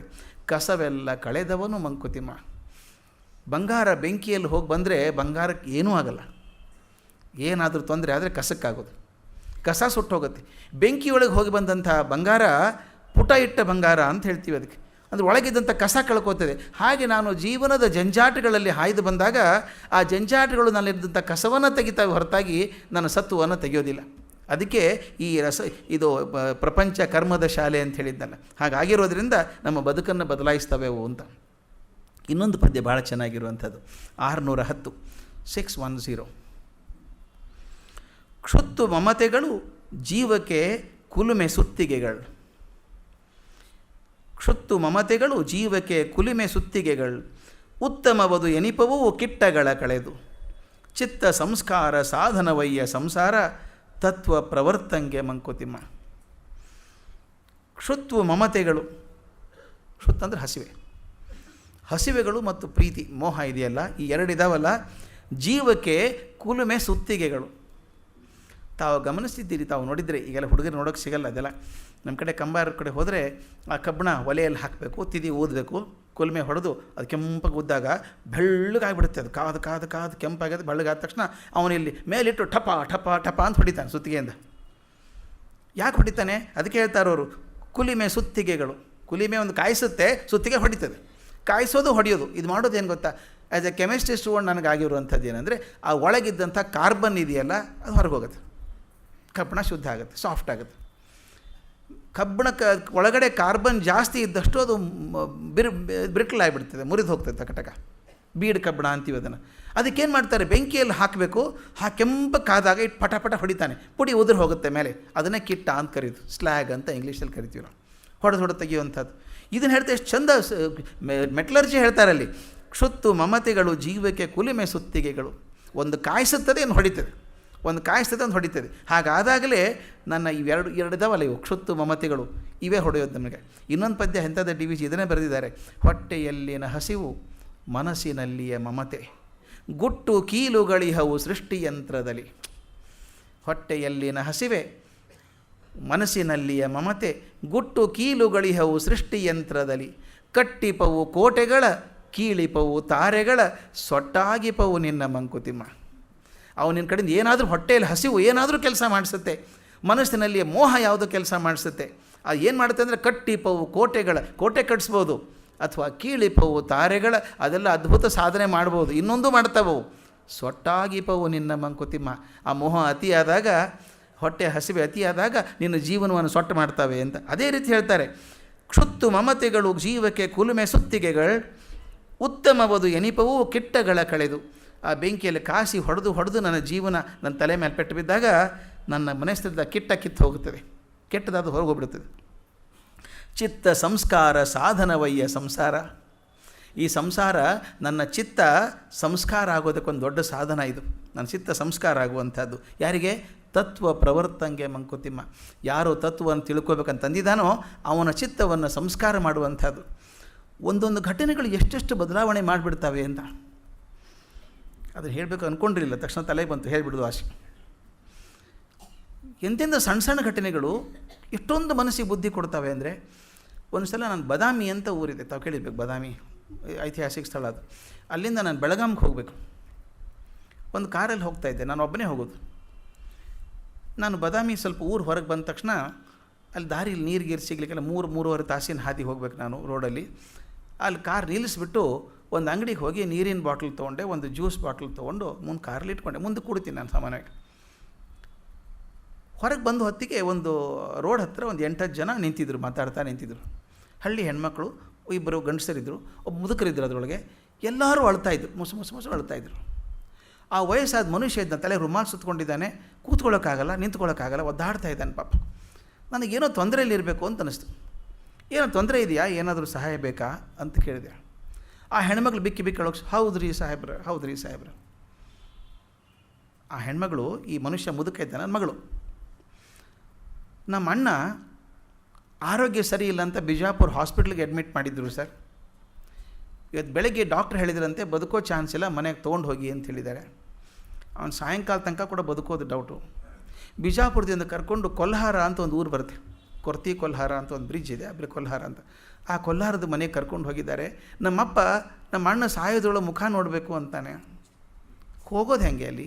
ಅವ್ನಿಗೆ ಆರಾಮಿಲ್ಲ, ನಿಂತ್ಕೊಳ್ಳೋಕ್ಕಾಗೋದಿಲ್ಲ, ಬಿದ್ದು ಹೋಗ್ತಾನೆ, ಜ್ವರ ಇದೆ ಅವನಿಗೆ, ಹೆಂಗೆ ಹೋಗೋದು? ಅದಕ್ಕೆ ಯಾವುದರ ಗಿಂಪೋ ಬರ್ತದೆ ನೋಡೋಣ. ಸರಿ, ಹತ್ತಿರ ದಾರಿ ಅಲ್ಲ ಅದು. ಬಾದಾಮಿಯಿಂದ ಬಾಗಲಕೋಟೆಗೆ ಬರಬೇಕು, ಬೆಳಗಾವಿಗೆ ಹಿಂಗೆ ಹೋಗಬೇಕು, ಬಿಜಾಪುರಕ್ಕೆ ಈ ಕಡೆ ಹೋಗಬೇಕು, ಬೇರೆ ದಾರಿ. ನಾನೇನು ಮಾಡಬೇಕು? ತಕ್ಷಣ ವಿಚಾರ ಮಾಡಿದೆ, ಕೆಲಸ ಮಾಡಿ, ಎಷ್ಟು ಜನ ಬರ್ತೀರಿ ನೀವು ಅಂದೆ. ನಾವು ಇಬ್ಬರೇ ಬರೋದು ಸರ್ ಅಂದ್ಲ ಹೆಣ್ಮಗಳು. ನಾನು ನನ್ನ ತಂದೆ ಮಗಳು ಇಬ್ಬರೇ ಬರಬೇಕು. ಒಂದು ಕೆಲಸ ಮಾಡಮ್ಮ, ನೀನು ನನ್ನ ಜೊತೆಗೆ ಬಂದುಬಿಡಿ, ಹಿಂದೆ ಕಾರಿನಲ್ಲಿ ಯಾರೂ ಇಲ್ಲ. ನಾನು ನಿಮ್ಮನ್ನು ಬಾಗಲಕೋಟೆ ದಾಟಿದ ಮೇಲೆ ಗದ್ದನಕೇರಿ ಅಂತ ಒಂದು ಸಣ್ಣ ಊರು ಬರುತ್ತೆ, ಕ್ರಾಸ್ ಬರ್ತದೆ. ಆ ಕ್ರಾಸಿಂದ ನಾನು ಸೀದಾ ಬೆಳಗಾವಿಗೆ ಹೋಗಬೇಕು. ಬಲಗಡೆ ಹೋದರೆ ಬಿಜಾಪುರ ರೋಡು, ಅಲ್ಲಿ ಕೊಲ್ಹಾರ ಮೇಲೆ ಹೋಗಬೇಕು. ಅಲ್ಲಿ ಬನ್ನಿ, ನನ್ನ ಜೊತೆಗೆ ಬನ್ನಿ. ಆ ಗದ್ದನಕೇರಿ ಕ್ರಾಸ್ ಹತ್ರ ಯಾವುದಾದ್ರೂ ಒಂದು ವೆಹಿಕಲ್ ಗೊತ್ತು ಮಾಡಿಕೊಡ್ತೀನಿ ನಾನು. ಯಾವುದೋ ಒಂದು ಟ್ಯಾಕ್ಸಿ ಸಿಗೋದು ಕಷ್ಟ, ಯಾವುದೋ ಒಂದು ಟೆಂಪೋ ಸಿಕ್ಕರೆ, ಆಟೋ ಸಿಕ್ಕರೂ ಅಡ್ಡಿ ಇಲ್ಲ, 20 ಕಿಲೋಮೀಟ್ರ್ ಹೋಗ್ತಾರೆ, ಅದು ವ್ಯವಸ್ಥೆ ಮಾಡ್ತೀನಿ ಬನ್ನಿ ಎಂದೆ. ಒಳಗಡೆ ಕೂಡಿಸ್ಕೊಂಡು ನಾನು ಹೊರಟೆ. ಆ ದಾರಿ ಉದ್ದಕ್ಕೂ ಆ ಮನುಷ್ಯ ಎಷ್ಟು ಒದ್ದಾಡ್ತಿದ್ದ ಅಂದರೆ, ದೇವ್ರು ಬೇಡ್ಕೊಳ್ಳೋ, ಮಂಜುನಾಥ ಅನ್ನೋನು, ಮಲ್ಲಿಕಾರ್ಜುನ ಹುಡುಗನ ಉಳಿಸಪ್ಪ, ಮುಖ ನೋಡಬೇಕು ಅಂತ ಅನ್ಬೇಕು, ಅಳ್ಬೇಕು. ಆ ಮಗಳು ಅವನು ಸಮಾಧಾನ ಮಾಡೋದು. ಒದ್ದಾಟ ನೋಡೋಕ್ಕಾಗಲಿಲ್ಲ. ಗದ್ದನ ಕೆರೆ ಕ್ರಾಸ್ ಬಂದಮೇಲೆ ನಾನು ಈ ಕಡೆ ಹೋಗ್ಬೇಕಲ್ಲ, ಹ್ಯಾಕೆ ಮಾಡೋದಿನ್ನ ಅಂತ ಕಾರಿಂದ ಇಳಿದೆ. ಅವ್ರು ಸುಸ್ತಾಗಿದ್ದರು ಅಂಥೇಳಿ ಒಂದು ಹೋಟೆಲಿಂದ 2 ಕಪ್ ಚಹಾ ಮಾಡ್ಕೊಂಬಂದು, ಟೀ ಕೊಡಪ್ಪ ಅಂತ ಹೇಳಿದೆ. ಆ ಟೀ ಕೊಡ್ತಾಯಿದ್ದೆ. ಇವ್ರು ಕಳಿಸೋದು ಹೇಗೆ ಅಂತ ವಿಚಾರ ಮಾಡ್ತಿದ್ದೆ. ಅಷ್ಟೊಳ ಮುಂದೆ ಇನ್ನೊಂದು ಕಾರ್ ನಿಂತಿತ್ತು. ಅಲ್ಲಿ ಗಂಡ ಹೆಂಡತಿ ಇಬ್ಬರೇ ಹುಡುಗರು, ಅವ್ರು ಪಿಕ್ನಿಕ್ ಹೊಂಟಿದ್ದಾರೆ ಅಂತ ಗೊತ್ತಾಗ್ತಾಯಿತ್ತು. ನೋಡಿದರೆ ಒಂದು ಮಗು, ಸಣ್ಣ ಮಗು, ಗಂಡನೇ ಡ್ರೈವ್ ಮಾಡ್ತಾಯಿದ್ದ. ಏನು ಸರ್, ಏನಾದರೂ ತೊಂದರೆ ಇದೆಯಾ ಅಂತ ಕೇಳ್ದೆ. ನಾನು ತೊಂದರೆ ಏನಿಲ್ಲ, ಇವ್ರ ಪಾಪ ಕೊಲ್ಲಾರಕ್ಕೆ ಹೋಗಬೇಕಾಗಿದೆ, ಯಾವುದು ಟೆಂಪೋ ಸಿಗುತ್ತಾ ನೋಡ್ತೀನಿ ಅಂತ. ಏನಾಗಿದೆ ಅಂದ. ಹಿಂಗೆ ತೊಂದರೆ ಇದೆಯಪ್ಪ ಅವ್ರ ಮಗಂದು ಅಂದೆ. ಅಯ್ಯೋ ಬಿಡಿ ಸರ್, ನಾನು ಬಿಜಾಪುರಕ್ಕೆ ಹೋಗ್ತಾಯಿದ್ದೀನಿ. ನೋಡಿ, ಅವ್ನು ಬಿಜಾಪುರಕ್ಕೆ ಹೋಗ್ತಿದ್ದೀನಿ, ನಾನು ಕರ್ಕೊಂಡು ಹೋಗ್ತೀನಿ ಬಿಡಿ, ಚಿಂತೆ ಮಾಡಬೇಡಿ, ಅವ್ರ ಮನೆ ಮುಡಿಸಿ ನಿಮಗೆ ಫೋನ್ ಮಾಡ್ತೀನಿ, ನಿಮ್ಮ ಫೋನ್ ನಂಬರ್ ಕೊಡಿ ಅಂದ. ನೀವು ನಂಬಲಿಕ್ಕಿಲ್ಲ, ನಾನು ಬೆಳಗಾವಿ ಹತ್ರ ಇಲ್ಲ, ಇನ್ನೊಂದು ಸ್ವಲ್ಪ ಯಾವುದೋ ಒಂದು ಮುಂದೆ ಹೋಗಿದ್ದೀನಿ, ಅಷ್ಟರಲ್ಲಿ ಫೋನ್ ಮಾಡ್ದೆ. ಸರ್ ಚಿಂತೆ ಮಾಡಬೇಡಿ, ಅವ್ರ ಮನೆಗೆ ಬಿಟ್ಟಿದ್ದೀನಿ, ಮಗ ಇನ್ನೂ ಬದುಕಿದ್ದಾನೆ, ಅಜ್ಜ ಅವರು ಮತ್ತು ತಂಗಿ ಅವ್ರು ಕೂತಿದ್ದಾರೆ ಹುಡುಗನ ಹತ್ರ, ಸಮಾಧಾನ ಆಯಿತಾ ಅಂತ ಹೋದ. ನನಗೆ ಕಣ್ಣೀರು ಬಂದುಬಿಟ್ಟಿತ್ತು. ಜಗತ್ತು ಕೆಟ್ಟಿದೆ ಅಂತೀವಲ್ಲ ನಾವು, ಕೆಟ್ಟಿದೆಯಾ ಜಗತ್ತು ಕೆಟ್ಟಿಲ್ಲ ಸ್ವಾಮಿ. ಒಳ್ಳೆಯವ್ರು ಭಾಳ ಜನ ಇದ್ದಾರೆ, ಹುಡುಕ್ಬೇಕಷ್ಟೇ. ಅದಕ್ಕೆ ನಾನು ಬರೆದಿದ್ದೆ, ಆರ್ಟಿಕಲ್ ಬರೆದಿದ್ದೆ ಇದನ್ನು. ಒಳ್ಳೆಯವ್ರು ಇಲ್ಲ ಅಂತ ನಿಮಗೆ ಏನಾದರೂ ಅನಿಸಿದರೆ ಜಗತ್ತಲ್ಲಿ, ಒಳ್ಳೆಯವ್ರು ಕಾಣಿಸ್ತಾ ಇಲ್ಲ ಅಂದಾಗ ಕನ್ನಡಿ ಮುಂದೆ ನಿಂತ್ಕೊಳ್ಳಿ, ಕಾಣಿಸ್ತಾರೆ ಒಬ್ಬರು ಕಾಣಿಸ್ತಾರೆ, ಒಳ್ಳೆಯವರೇ ಇರ್ತಾರೆ ಅವರು. ಯಾರೂ ಸಿಗದೆ ಹೋದಾಗ ಕನ್ನಡಿ ಮುಂದೆ ನಿಂತ್ಕೊಳ್ಳಿ, ಅಲ್ಲೊಬ್ರು ಒಳ್ಳೆಯವ್ರು ಕಾಣಿಸ್ತಾರೆ. ಅವರೊಬ್ಬರು ಸಾಕು ಜಗತ್ತು ಬದಲಾಯಿಸೋದಕ್ಕೆ. ಈ ಸಂಸ್ಕಾರ ಆಗೋದು ನನಗನ್ನಿಸಿದ್ದು ಹೆಂಗಪ್ಪ ಮುದುಕರ ಗತಿ. ಅವ್ರಿಗೆ ಬಹುಶಃ ನನಗನ್ಸುತ್ತೆ ಬಾದಾಮಿ ಬಿಡೋ ಹೊತ್ತಿಗೆ ತನ್ನ ಮಗನ ನೋಡ್ತೀನಿ ನಂಬಿಕೆ ಹೋಗ್ಬಿಟ್ಟಿದೆ ಅವ್ರಿಗೆ. ಹೆಂಗೆ ಹೋಗೋದು ಪಾಪ, ಹೆಂಗೆ ಹೋಗ್ತಾರೆ, ಅಲ್ಲಿ ಏನು ಸಿಗೋದಿಲ್ಲ ಕೂಡ, ವಾಹನ ಸಿಗೋದಿಲ್ಲ. ಆದರೆ ದೇವರು ಹೇಗೆ ಅನುಕೂಲ ಮಾಡ್ತಾನೆ ಅಂತಂದರೆ, ಯಾರಾದರೂ ಒಂದು ಚೂರು ಪ್ರೀತಿ ತೋರಿಸಿದರೆ ಎಷ್ಟು ಅನುಕೂಲ ಮಾಡೋಕ್ಕೆ ಸಾಧ್ಯ ಇದೆ. ಇದೇ ಹೇಳ್ತೀನಲ್ಲ, ಚಿತ್ತ ಸಂಸ್ಕಾರ ಸಾಧನವಯ್ಯ ಸಂಸಾರ. ಅದರಿಂದ ಕರ್ಮ ಮಾಡಿದರೆ ಭಾಳ ಚಿಂತೆ ಬರುತ್ತೆ. ಒಂದು ಸಲ ಕರ್ಮ ಮಾಡಿದರೆ ಸ್ವಾರ್ಥ ಬೆಳೀತದೆ. ಕರ್ಮ ಮಾಡದೆ ಹೋದರೆ ನನ್ನ ಕರ್ಮ ಕರಗೋಲ್ಲ. ಏನು ಮಾಡಬೇಕಾಗಾದ್ರೆ, ಕರ್ಮನೂ ಕರಗಿಸ್ಕೋಬೇಕು. ನನ್ನ ಕರ್ಮ ಪುರಾತನ ಕರ್ಮ ಇದೆಯಲ್ಲ, ಅದನ್ನು ಕರಗಿಸ್ಕೋಬೇಕಾದ್ರೆ ಕೆಲಸ ಮಾಡಬೇಕು. ಕೆಲಸ ಮಾಡಿದ್ರೆ ಸ್ವಾರ್ಥ ಆಗುತ್ತೆ. ಏನು ಮಾಡೋದು? ಅದಕ್ಕೆ ಒಂದೇ ಹಾದಿ ಕೃಷ್ಣ ಹೇಳುವಂಥದ್ದು, ಕರ್ಮ ಮಾಡು, ಕರ್ಮ ಮಾಡ್ತಾನೆ ಇರು. ಆ ಮಾಡ್ತಾನೆ ನಿನ್ನ ಸ್ವಾರ್ಥಾಂಶವನ್ನು ಸ್ವಲ್ಪ ಕಮ್ಮಿ ಮಾಡ್ತಾ ಬಾ. ರಾಮಕೃಷ್ಣರು ಮಾಡಿದರು. ಶ್ರೀರಾಮಕೃಷ್ಣರು ಒಬ್ಬ ಹುಡುಗ ಅಫೀಮ್ ತಿಂತಾ ಇದ್ದಂತ, ದಿನ ಅಫೀಮ್ ತಿನ್ನೋನು. ತಾಯಿ ಹೋಗಿ ಹೇಳಿದ್ರಂತೆ, ಅಫೀಮ್ ತಿಂತಾನೆ, ಬಿಡಿಸಿ ಅವನು ಅಂತ. ಹೌದಾ, ತಿಂತೀಯ ಅಫೀಮು? ಬಾಯಿಲೆ ಇಷ್ಟು ದೊಡ್ಡ ಅಫೀಮ್ ಕೊಟ್ಟು ತಿನ್ನಿದನ. ಅವನಂದ ಎಂಥ ಒಳ್ಳೆ ಕೆಲಸ ಇದು ಅಂದ. ಇಷ್ಟು ಕೊಟ್ಟು ತಿನ್ಬೇಕಾದ್ರೆ ಏನು ಕೆಲಸ ಇದೆ, ದಿನ 2 ಸಲ ಬರಿಬೇಕೇನೋ ಶ್ರೀರಾಮ್ ಅಂತ 10 ಸಲ, ಅದನ್ನೇ ಅಫೀಮು ಕಲ್ ಮೇಲೆ ಶ್ರೀರಾಮ್ ಬರಿಬೇಕು. ಎಷ್ಟು ಉಳಿತದೋ ಅಷ್ಟು ತೂಕ ಮಾಡ್ತೀನಿ ಅಂದರು. ಅವ್ನು ಮೊದಲೇ ಇಷ್ಟು ತಿಂದ, ತಂದಿಟ್ಕೊಂಡಿದ್ದ, ಕಂಡಪಟ್ಟಿ ಇಟ್ಕೊಂಡಿದ್ದ ಮನೇಲಿ ತಿನ್ನೋದಕ್ಕೆ. ಅಷ್ಟು ತೂಕ ಮಾಡಿದ. 10 ಸಲ ರಾಮ್ ಶ್ರೀರಾಮ್ ಅಂತ ಬರೆದ. ಸ್ವಲ್ಪ ಸಣ್ಣದಾಯಿತು. ಮತ್ತು 2ನೇ ಸಲ ತೂಕ ಮಾಡ್ದ, ಕಮ್ಮಿ ಮಾಡ್ದ. ಅವ್ನು ಗೊತ್ತಿಲ್ಲದ ಹಾಗೆ 1 ತಿಂಗಳಲ್ಲಿ ಪೂರ್ತಿ ಖಾಲಿಯಾಗಿ ಹೋಯ್ತದು. ಕಲ್ ಮೇಲೆ ಬರೆದ್ರೆ ಉಳ್ಕೊಳ್ಳುತ್ತೆ ಅದು. ಹೌದು ಹೋಯ್ತು. ಆದರೆ ಆ ತಿಂಗಳ ಒಳಗೆ ಅವ್ನು ಒಂದೇ ಸಲ ಬಿಡಲಿಲ್ಲ. ಅವನು ಸ್ವಲ್ಪ ಬಿಡ್ಕೊಂಬಂದಲ್ಲ, ದೇಹ ಅದಕ್ಕೆ ಹೊಂದ್ಕೊಂಡ್ಬಿಡ್ತು. ಬೇಕೇ ಅನ್ನಿಸ್ಲಿಲ್ಲ. ನಿಮಗೂ ಹಾಗೇನೆ, ಯಾರಿಗಾದರೂ ಟೀ ಕುಡಿಯೋ ಅಭ್ಯಾಸ ಇದ್ದರೆ 3/4 ಕಪ್ಪು, ಅರ್ಧ ಕಪ್ಪು ಕಮ್ಮಿ ಮಾಡ್ತಾ ಮುಂದೆ ಬಿಟ್ಟರೂ ಗೊತ್ತಾಗಲ್ಲ. ಅದು ಹಾಗೇನೆ ದೇಹಕ್ಕೆ ಹೊಂದ್ಕೊಳ್ಳೋ ಅಂಥದ್ದು. ಅದಕ್ಕೆ ಹೇಳ್ತಾರೋ ಎಷ್ಟು ಚೆನ್ನಾಗಿದೆ, ಕರ್ಮದಲ್ಲಿ ಕೂಡ ಸ್ವಾರ್ಥಾಂಶವನ್ನು ಸ್ವಲ್ಪ ಕಮ್ಮಿ ಮಾಡ್ತಾ ಹೋದರೆ ಎಷ್ಟು ಒಳ್ಳೆಯದಾಗ್ತದೆ ಅಂತ. ಇನ್ನೊಂದು ಸುಂದರವಾದ ಮಾತನ್ನು ಹೇಳ್ತಾರೆ. ಕರ್ಮ ಮಾಡೋದು ಒಬ್ಬರೇ ಮಾಡೋಕ್ಕೆ ಸಾಧ್ಯ ಇಲ್ಲ, ಒಂದಿಷ್ಟು ಜನ ಸೇರ್ಕೋಬೇಕು ಕರ್ಮ ಆಗಬೇಕಾದ್ರೆ. ಅದನ್ನು ಕೃಷ್ಣ ಎಷ್ಟು ಚಂದ ಹೇಳ್ತಾನೆ, ಅನೇಕರ ಸಹಕಾರದಿಂದ ನಾವು ಕರ್ಮಗಳನ್ನು ಮಾಡುವಂಥದ್ದು. ಎಲ್ಲ ಕರ್ಮಗಳಲ್ಲಿ 4 ಜನ ಭಾಗಸ್ಥರಿರ್ತಾರೆ, 5ನೇದವನು ಭಾಳ ಮುಖ್ಯ. 5 ಜನ, ಅದು 4 ಜನ ಇರ್ತಾರೆ, 5ನೇದವನು ಭಾಳ ಮುಖ್ಯ ಅಂತ. ಅವ್ರು ಯಾರು ಅಂತ, ಅಧಿಷ್ಠಾನಂ ತಥಾ ಕರ್ತ ಕರಣಂಚ ಪೃಥಗ್ವಿಧಂ ವಿವಿಧಾಶ್ಚ ಪೃಥಕ್ ಚೇಷ್ಟ ದೈವಂ ಚೈವಾತ್ರ ಪಂಚಮಂ. 5 ಜನದೊಳಗೆ 4 ಜನ ಇದ್ದಾರೆ, 5ನೇದವನು ಭಾಳ ಬಲಿಷ್ಠವಾಗಿದ್ದಾನೆ ಅಂತ. ಅವ್ರು ಯಾರು? ಮೊದಲನೇದು ಅಧಿಷ್ಠಾನ, 2ನೇದು ಕರ್ತ, 3ನೇದು ಕರಣಗಳು, 4ನೇದು ಚೇಷ್ಟ, 5ನೇದು ದೈವ. ಇವೇ 5 ಕರ್ಮಸಿದ್ಧಿಯಲ್ಲಿ ಪಾಲುಗಾರರು ಅಂತ ಹೇಳ್ತಾರೆ. ಅದು ಸ್ವಲ್ಪ ನೋಡೋಣ. ಇದನ್ನು ಡಿವಿಷನ್ನೇ ಅನ್ವಯಿಸ್ಬೇಕು ನಾವು, ಅದರಷ್ಟು ಸುಲಭವಾಗಿ ಹೇಳೋಕ್ಕೆ ಸಾಧ್ಯ ಇಲ್ಲ ಬೇರೆದು, ಅಷ್ಟು ಚಂದ ಹೇಳಿದಾರು. ಅಧಿಷ್ಠಾನ ಅಂದರೆ ಏನು? ಅಧಿಷ್ಠಾನ ಅಂದರೆ ಆ ಸಂದರ್ಭ, ಆ ಸ್ಥಿತಿ, ಸಿಚುವೇಶನ್, ಅವತ್ತಿನ ವಸ್ತುಸ್ಥಿತಿ ಹೇಗಿದೆ. ಏನೋ ಕೆಲಸ ಮಾಡಬೇಕು, ಆ ಸಂದರ್ಭ ಹೇಗಿದೆಯಪ್ಪ, ಸನ್ನಿವೇಶ ಹೇಗಿದೆ, ಸರ್ಕಮ್ಸ್ಟಾನ್ಸ್ ಅಂತೀವಿ, ಅವತ್ತಿನ ಪರಿಸ್ಥಿತಿ ಹೇಗಿದೆ, ಅದು ಅಧಿಷ್ಠಾನ. ಈ ಕೆಲಸ ಮಾಡಲಿಕ್ಕೆ ಹೊರಟಿದ್ದಾನಲ್ಲೊಬ್ಬನು, ಕೆಲಸ ಮಾಡುವಂಥ ಪರಿಸ್ಥಿತಿ ಅಧಿಷ್ಠಾನ. ಕೆಲಸ ಮಾಡುವಂಥವನು ಯಜಮಾನ ಇದ್ದಾನಲ್ಲ, ಅವನು ಕರ್ತ, ಅವನು ಕೆಲಸ ಮಾಡುವಂಥವನು. ನಾವು ಅನ್ನಲ್ವ ಕೆಲಸ ಮಾಡ್ತಾರೆ ಮನೆ ಯಜಮಾನ್ರವರೇ ಅದು ಕರ್ತ. ಹಾಗೆ ಯಾರು ಕೆಲಸ ಮಾಡ್ತಾನೋ ಕಾರ್ಯಫಲಕ್ಕೆ ಬಾಧ್ಯಸ್ಥನಾಗಿದ್ದಾನೋ ಅವನು ಕರ್ತ. ಕೆಲಸ ಮಾಡುವಾಗಿರುವಂಥ ಪರಿಸ್ಥಿತಿ ಅಧಿಷ್ಠಾನ, ಕೆಲಸ ಮಾಡುವಂಥವನು ಕರ್ತ. ಅವನು ತಾನಾಗೆ ಕೆಲಸ ಮಾಡಲ್ಲ, ಉಪಕರಣಗಳು ಬೇಕಲ್ಲ ಕೆಲಸ ಮಾಡಬೇಕಾದ್ರೆ. ಅವನಿಗೆ ಒಂದಿಷ್ಟು ಕೆಲಸ ಮಾಡಬೇಕಾದ್ರೆ ಏನು ಉಪಕರಣ ಸಾಧನಗಳಿದ್ದಾವೆ, ಸಹಾಯಕ್ಕೆ ಜನರನ್ನು ತಗೋತಾನೆ, ಸಾಮಗ್ರಿಗಳನ್ನು ತಗೋತಾನೆ, ಅವೆಲ್ಲವೂ ಕರಣಗಳು ಅಂತ. ಪ್ರಯೋಜನಕ್ಕೆ ಬರುವಂಥ ವಸ್ತುಗಳು, ಸಮಾಜ, ಜನ ಇದ್ದಾರಲ್ಲ, ಅವೆಲ್ಲ ಕರಣಗಳು. ಇದು ನಾಲ್ಕನೇದು ಚೇಷ್ಟ. ಚೇಷ್ಟ ಅಂದರೆ ಚೇಷ್ಟೆ ಅಂತಲ್ಲ, ಚೇಷ್ಟ ಅಂತಂದರೆ ಮಾಡುವಂಥ ವಿಧಾನ, ಕೆಲಸ ಮಾಡುವಂಥ ವಿಧಾನ. ಉದಾಹರಣೆ ಕೊಡ್ತೀನಿ ಚೆನ್ನಾಗಿ ಈಸಿಯಾಗಿ, ಅವರೇ ಕೊಟ್ಟದ್ದು. ಕೆಲಸ ಮಾಡುವಂಥ ವಿಧಾನ ಇದೆಯಲ್ಲ, ಹೇಗೆ ಮಾಡಬೇಕು, ಆ ರೂಪರೇಷೆ, ಪ್ಲ್ಯಾನ್ ಆಫ್ ಆ್ಯಕ್ಷನ್ ಅಂತೇನಂತೀವಿ, ಬ್ಲೂ ಪ್ರಿಂಟ್ ಅಂತೇನಂತೀವಿ, ಆ ಚೇಷ್ಟ ಅದು. ಕೊನೆಗೆ ದೈವ, ವಿಧಿ, ಅದೃಷ್ಟ, ಭಗವಂತ ಏನಾದರೂ ಕರ್ಕೊಳ್ಳಿ. ಇದನ್ನು ಡಿ ವಿ ಜಿ ಎಷ್ಟು ಚಂದದ ಉದಾಹರಣೆ ಕೊಡ್ತಾರೆ. ಒಂದು ಮನೆಯಲ್ಲಿ ಮಗಳು ಮದುವೆ ಮಾಡಬೇಕು, ಹುಡುಗಿ ಮದುವೆ ಮಾಡಬೇಕು. ಅಧಿಷ್ಠಾನ ಏನು, ಪರಿಸ್ಥಿತಿ ಏನಿದೆ ಈಗ? ಹುಡುಗಿ ವಯಸ್ಸಾಗಿದೆ, ಮದುವೆ ವಯಸ್ಸಾಗಿದೆ. ಈಗ ತಂದೆ ಅಂತ ನಾನು ಜವಾಬ್ದಾರಿ ಒಂದು ತೀರಿಸ್ಕೊಂಡ್ಬಿಡ್ಬೇಕಪ್ಪ, ಮದುವೆ ಮಾಡಿ. ನೋಡಿ ಆ ಪರಿಸ್ಥಿತಿ ಆಗಿದೆ. ಆ ಹುಡುಗಿಗೆ ಮದುವೆ ವಯಸ್ಸು ಬಂದಿದೆ, ಕಲಿಯೋದು ಮುಗಿದಿದೆ, ಮದುವೆ ಮಾಡಬೇಕು. ಆದ್ದರಿಂದ ಪರಿಸ್ಥಿತಿ ಏನು, ಹುಡುಗಿ ಮದುವೆ ಮಾಡಬೇಕು, ಅಧಿಷ್ಠಾನ. ಮಾಡೋರು ಯಾರು?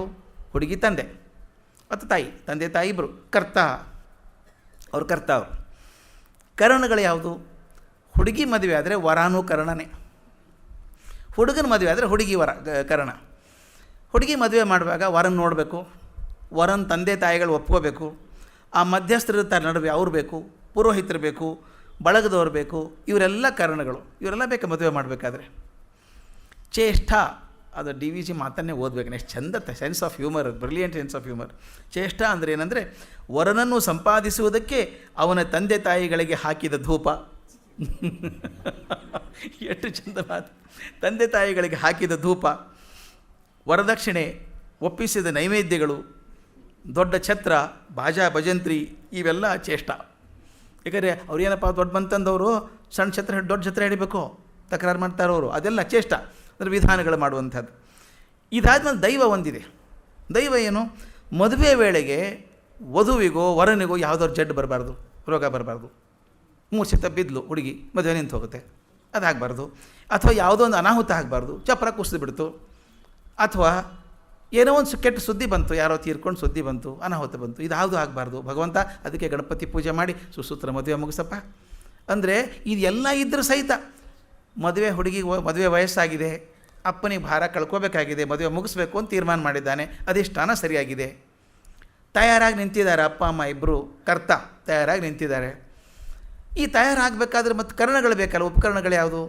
ಹುಡುಗಿ ಮದುವೆ ಆಗ್ಬೇಕಾದ್ರೆ ಹುಡುಗ ಬೇಕು, ಹುಡುಗನ ತಂದೆ ತಾಯಿ ಒಪ್ಕೋಬೇಕು, ಅವ್ರು ಒಪ್ಕೊಂಡಂಥ ವರದಕ್ಷಿಣೆ ಒಪ್ಕೋಬೇಕು, ಅವ್ರು ಯಾವ ಚೌಲ್ಟ್ರಿ ಅಂತಾರೆ ಚೌಲ್ಟ್ರಿ ಹಿಡಿಬೇಕು, ಅವ್ರು ಯಾವ ರೀತಿ ಮದುವೆ ಮಾಡುವಂಥ ರೀತಿ ಮದುವೆ ಮಾಡಬೇಕು, ಅದಕ್ಕೆ ಪುರೋಹಿತರು ಸರಿಯಾಗಿರಬೇಕು. ಇದೆಲ್ಲವೂ ಇದೆಯಲ್ಲ, ಇವೆಲ್ಲ ಕರಣಗಳು. ಇದಾದಮೇಲೆ ಚೇಷ್ಟ ಅಂದರೆ ಅದನ್ನು ಏನೇನು ವಾರ ಒಪ್ಪಿಸ್ಬೇಕಲ್ಲ, ಬೀಗರನ್ನ ಒಪ್ಪಿಸೋದು ಎಲ್ಲ ಕೆಲಸ ಮಾಡಿಕೊಂಡು ಎಲ್ಲ ಸರಿಯಾಗಿ ಕರೆಕ್ಟಾಗಿ ಭಾಷಾ ಭಜಂತ್ರಿಯವ್ರು ಬರಬೇಕು, ಬಂಗಾರ ಸಾಮಾನೆಲ್ಲ ಕರೆಕ್ಟಾಗಿ ತೊಗೊಂಬರ್ಬೇಕು, ಅದನ್ನು ಕಾಪಾಡ್ಕೋಬೇಕು.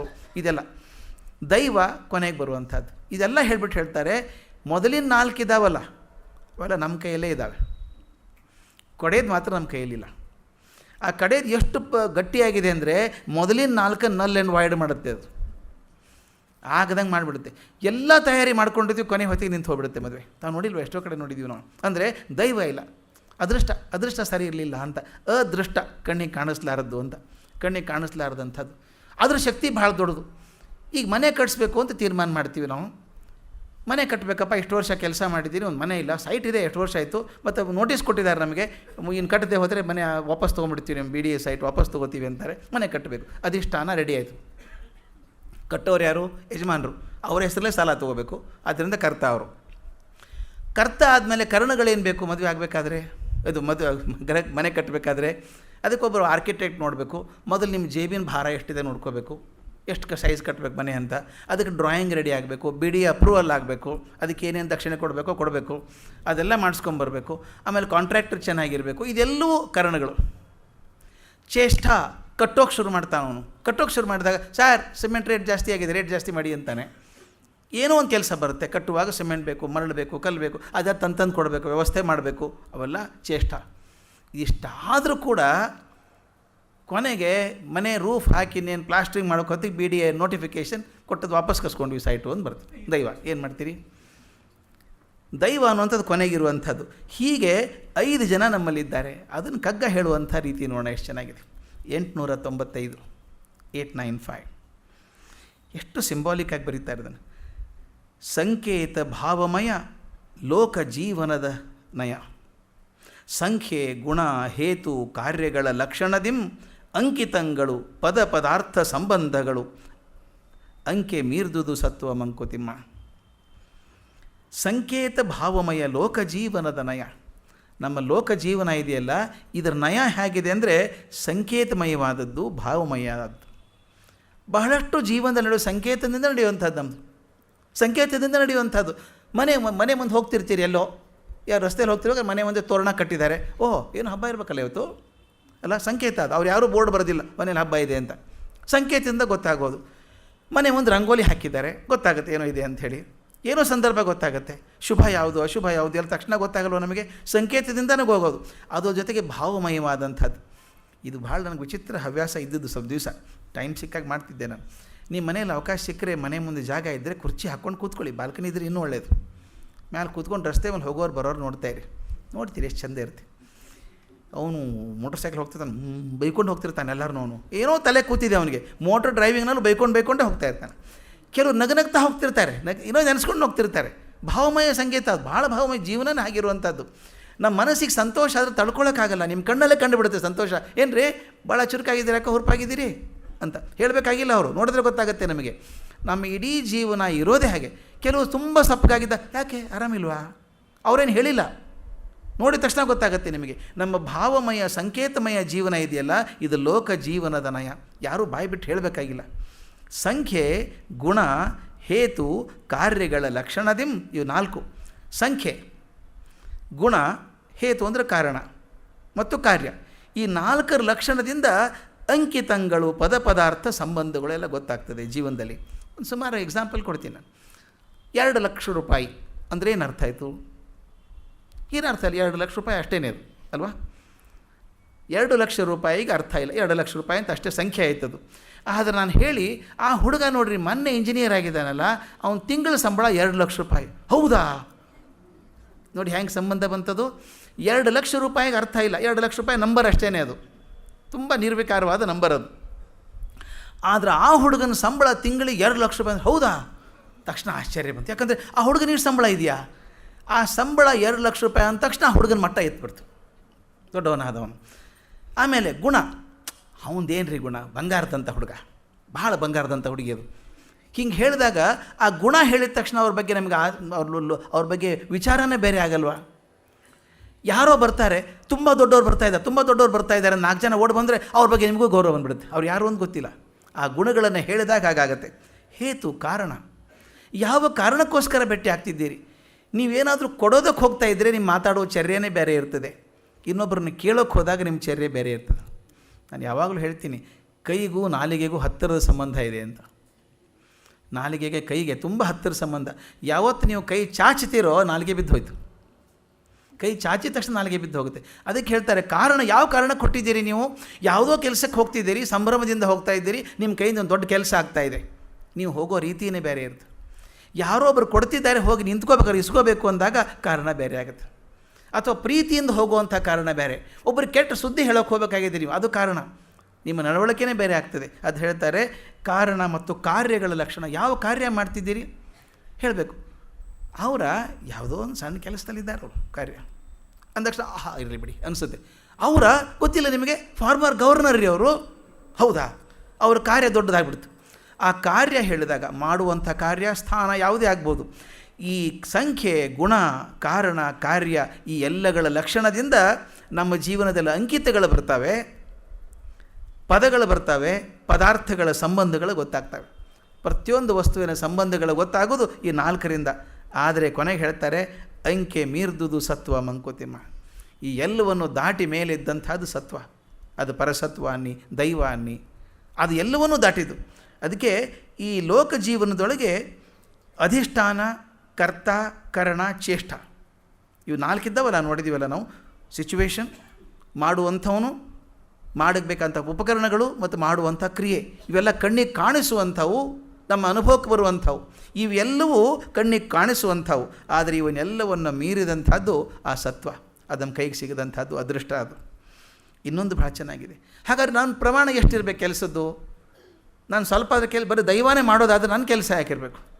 ಅದಕ್ಕೆ ಹೇಳ್ತಾರೆ 584 ಎಲ್ಲಕಂ ನಿನಗಿಲ್ಲ ಕರ್ತವ್ಯದ ಅಧಿಕಾರ, ಎಲ್ಲಕಂ ನಿನಗಿಲ್ಲ ಕರ್ತವ್ಯದ ಅಧಿಕಾರ, ಇಲ್ಲದೆಯೂ ಇಲ್ಲ ನಿನಗೂ ಹೊರೆಯ ಪಾಲು, ಸಲ್ಲಿಸಾದನಿತ ಮಿಕ್ಕುದು ಪಾಲಿಗನ ಪಾಡು, ವಲ್ಲನವನ್ನ ಅರೆನಚ್ಚ ಮಂಕುತಿಮ್ಮ. ಎಲ್ಲಕಂ ನಿನಗಿಲ್ಲ ಕರ್ತವ್ಯದ ಅಧಿಕಾರ, ಎಲ್ಲ ನೀನೇ ಮಾಡೋಕ್ಕೆ ಹೋದ್ರೆ ಆಗಲ್ಲ. ಆ ವಿಧಿ ಒಂದು ಇದೆಯಲ್ಲ, ಎಲ್ಲಕಂ ಮಾಡ್ತೀನಿ, ಎಲ್ಲ ನಾನೇ ಮಾಡ್ತೀನಿ ಅನ್ನುವಂಥ ಅಧಿಕಾರ ನನಗಿಲ್ಲ. ಇಲ್ಲದೆಯೂ ಇಲ್ಲ ನಿನಗೂ ಹೊರೆಯ ಪಾಲು, ನಂದೇನೂ ಜವಾಬ್ದಾರಿ ಇಲ್ಲ, ಅವನಿಗೆ ಕೊಟ್ಟಿದ್ದೀನಿ ಪೂರ್ತಿ ಅನ್ನೋ ಹಂಗೂ ಇಲ್ಲ. ಅದು ಹೇಗಿದೆ ನೋಡಿ, ಬೇಡ ಅಂದರೆ ಬಿಡಲ್ಲ, ಪೂರ್ತಿ ಬಿಡ್ತೀನಿ ಅಂದರೂ ಆಗಲ್ಲ, ಪೂರ್ತಿ ಪಡ್ಕೊಳ್ತೀನಿ ಅಂದರೂ ಆಗೋಲ್ಲ, ಎಲ್ಲ ಕೆಲಸ ನಾನೇ ಮಾಡ್ತೀನಿ ಅಂದರೂ ಆಗೋಲ್ಲ, ಎಲ್ಲ ಕೆಲಸ ಭಗವಂತನ ಮೇಲೆ ಬಿಡ್ತೀನಿ ಅಂದರೂ ಆಗಲ್ಲ. ಅದಕ್ಕೆ ಹೇಳ್ತಾರೆ ಇಲ್ಲದೆಯೂ ಇಲ್ಲ ನಿನಗೂ ಹೊರೆಯ ಪಾಲು, ನಿನಗೂ ಹೊರೆಯ ಪಾಲಿದ್ದೇ ಇದೆ. ಸಾಧನಿತ, ನಿನ್ನ ಕಡೆಯಿಂದ ಎಷ್ಟು ಸಾಧ್ಯ ಇದೆಯೋ ಅಷ್ಟು ಸಲ್ಲಿಸು, ಕೆಲಸ ಮಾಡು, ಮುಂದೆ ಮಿಕ್ಕುದು ಪಾಲಿಗನ ಪಾಡು. ಇದ್ದಾನಲ್ಲ ಪಾಲಿಗ, ಮೇಲೆ ದೊಡ್ಡ ಪಾಲಿಗ, ಎಲ್ಲದ್ರಲ್ಲೂ ಪಾಲಿಟ್ಟು ಕೂತಿದ್ದಾನಲ್ಲ ಅವನು ಪಾಡೋದು. ನಿನ್ನ ಕಡೆಯಿಂದ ಎಷ್ಟು ಸಾಧ್ಯ ಇದೆಯೋ ಅಷ್ಟು ಸಲ್ಲಿಸು, ಸಾಧನಿತ, ನಿನ್ನ ಕೈಯಿಂದ ಎಷ್ಟು ಸಾಧ್ಯ ಇದೆಯೋ ಅಷ್ಟು ಸಲ್ಲಿಸು, ಮಿಕ್ಕುದು ಪಾಲಿಗನ ಪಾಡು, ವಲ್ಲೆನವನ್ ಅರೆನಚ್ಚ ಮಂಕುತಿಮ್ಮ. ಇದು ಭಾಳ ದೊಡ್ಡ ಮಾತು. ಅವನು ಇಷ್ಟಪಡಲ್ಲ, ವಲ್ಲನವನು ಬೇಡ ಅಂತಾನೆ. ಯಾರಿಗೆ? ಅರೆನಚ್ಚ. ಯಾರು ಅರ್ಧ ನಂಬ್ಕೊಂಡಿದ್ದಾರೋ ಅವ್ರನ್ನ ಹಚ್ಕೊಳ್ಳಲ್ಲ, ಅವನು ಪೂರ್ತಿ ನಂಬ್ಕೊಂಡು ಅವ್ರು ಮಾತ್ರ ಮಾಡ್ತಾನೆ. ಅರ್ಧಂಬರ್ಧ ನಂಬ್ಕೊಂಡು ಇದ್ದಾನೋ ಇಲ್ಲೋ ದೇವರು, ನಾವೇನೋ ಅರ್ಜಿ ಹಾಕಿದ್ದೀವಿ, ಅವನು ಬ್ಯುಸಿ ಇದ್ದರೆ ಭಗವಂತ ನಮ್ಮ ನೋಡದೆ ಹೋದರೆ, ಈ ಯಾವಾಗ ಅರೆನಚ್ಚ ಅಂತ ಬರುತ್ತೋ ಅದಕ್ಕೆ ಹೇಳ್ತಾರೆ ವಲ್ಲನವನ್ನ ಅರೆನಚ್ಚ ಮಂಕುತಿಮ್ಮ. ಅರ್ಧಂಬರ್ಧ ನಂಬ್ಕೊಂಡು ಅವ್ರನ್ನ ಭಗವಂತ ಒಪ್ಕೊಳ್ಳೋದಿಲ್ಲ. ಪೂರ್ತಿ ನಂಬ್ಕೋ, ನಿನ್ನ ಕೈಯಿಂದ ಎಷ್ಟು ಸಾಧ್ಯ ಇದೆಯೋ ಅಷ್ಟು ಕೆಲಸ ಮಾಡು, ಸಲ್ಲಿದಾತನಿತ ಮಿಕ್ಕುದು ಪಾಲಿಗನ ಪಾಡು. ಪೂರ್ತಿ ನಂದೇ ಅಂತೂ ಇಲ್ಲ, ಪೂರ್ತಿ ಅವಂದೇ ಅಂತೂ ಇಲ್ಲ, ನನ್ನ ಪಾಡಿನ ಕೆಲಸನ ಮಾಡ್ತಾನೆ ಇರಬೇಕು. ಅರ್ಜುನಿಗೊಂದು ಪ್ರಶ್ನೆ ಬಂತು, ಮತ್ತು ದೈವ ಇಷ್ಟು ಪ್ರಬಲವೇ ಆಗಿದ್ದರೆ ನಾನು ಯಾಕೆ ಕೆಲಸ ಮಾಡಬೇಕು? ಶರಣಾಗತಿ ಕೊಟ್ಬಿಡ್ತೀನಿ, ತೊಗೊಂಡು ಹೋಗ್ರಪ್ಪ, ನೀನೇ ಮಾಡ್ಕೋಪ ಎಲ್ಲನೂ ಅಂತ ಹೇಳ್ತೀನಿ. ಮತ್ತು ನಾನು ಮಾಡಿದ್ದಕ್ಕೆ ಹೆಂಗೂ ಅರ್ಥ ಇಲ್ಲಲ್ಲ, ಕೊನೆಗೆ ಅವನೇ ತೆಗೆದು ಹಾಕ್ತಾನೆ. ಅದಕ್ಕೆ ಉತ್ತರ ಎಷ್ಟು ಚೆನ್ನಾಗಿದೆ ಅಂದರೆ ಅವನು ಹೇಳ್ತಾನೆ, ನೋಡಪ್ಪ, ನೀನು ಕೆಲಸನೇ ಮಾಡದಿದ್ದರೆ ನೀನು ಪುಣ್ಯ ಪಾಪ ಬರೋದು ಹೇಗೆ? ಅಕೌಂಟ್ ಓಪನ್ ಮಾಡಿದ್ರೆ ತಾನೇ ಕ್ರೆಡಿಟು ಡೆಬಿಟು. ಅಕೌಂಟ್ ಓಪನ್ ಮಾಡಿದ್ರೆ ಕ್ರೆಡಿಟ್ ಡೆಬಿಟ್ ಎಲ್ಲಿ ಬರುತ್ತೆ? ನೀನು ಕೆಲಸ ಮಾಡಿದಾಗ ನಿನ್ನ ಪುಣ್ಯ ಪಾಪ ಬರುತ್ತೆ. ಮತ್ತು ನನ್ನ ಜೀವನವನ್ನು ಉನ್ನತಿ ತೊಗೊಂಡು ಹೋಗಬೇಕಾದ್ರೆ ಊರ್ಜಿತಕ್ಕೆ ಒಂದು ವ್ಯವಹಾರ ಅಂತ ಹೇಳಿದೆಲ್ಲ, ನಿನ್ನ ಜೀವನ ಪರಿಷ್ಕಾರ ಆಗಬೇಕಾದ್ರೆ, ಸಂಸ್ಕಾರ ಆಗಬೇಕಾದ್ರೆ ಕೆಲಸ ಮಾಡಬೇಕು. ಅದರಿಂದ ಕೆಲಸ ಮಾಡು. ಕೆಲಸ ಮಾಡಿದಾಗ ನಿನಗೆ ಪಾಪ ಪುಣ್ಯ ಆಗುತ್ತೆ, ಯಾವುದು ಧರ್ಮ ಯಾವುದು ಅಧರ್ಮ ಅಲ್ಲ ಅಂತ ಗೊತ್ತಾಗುತ್ತೆ.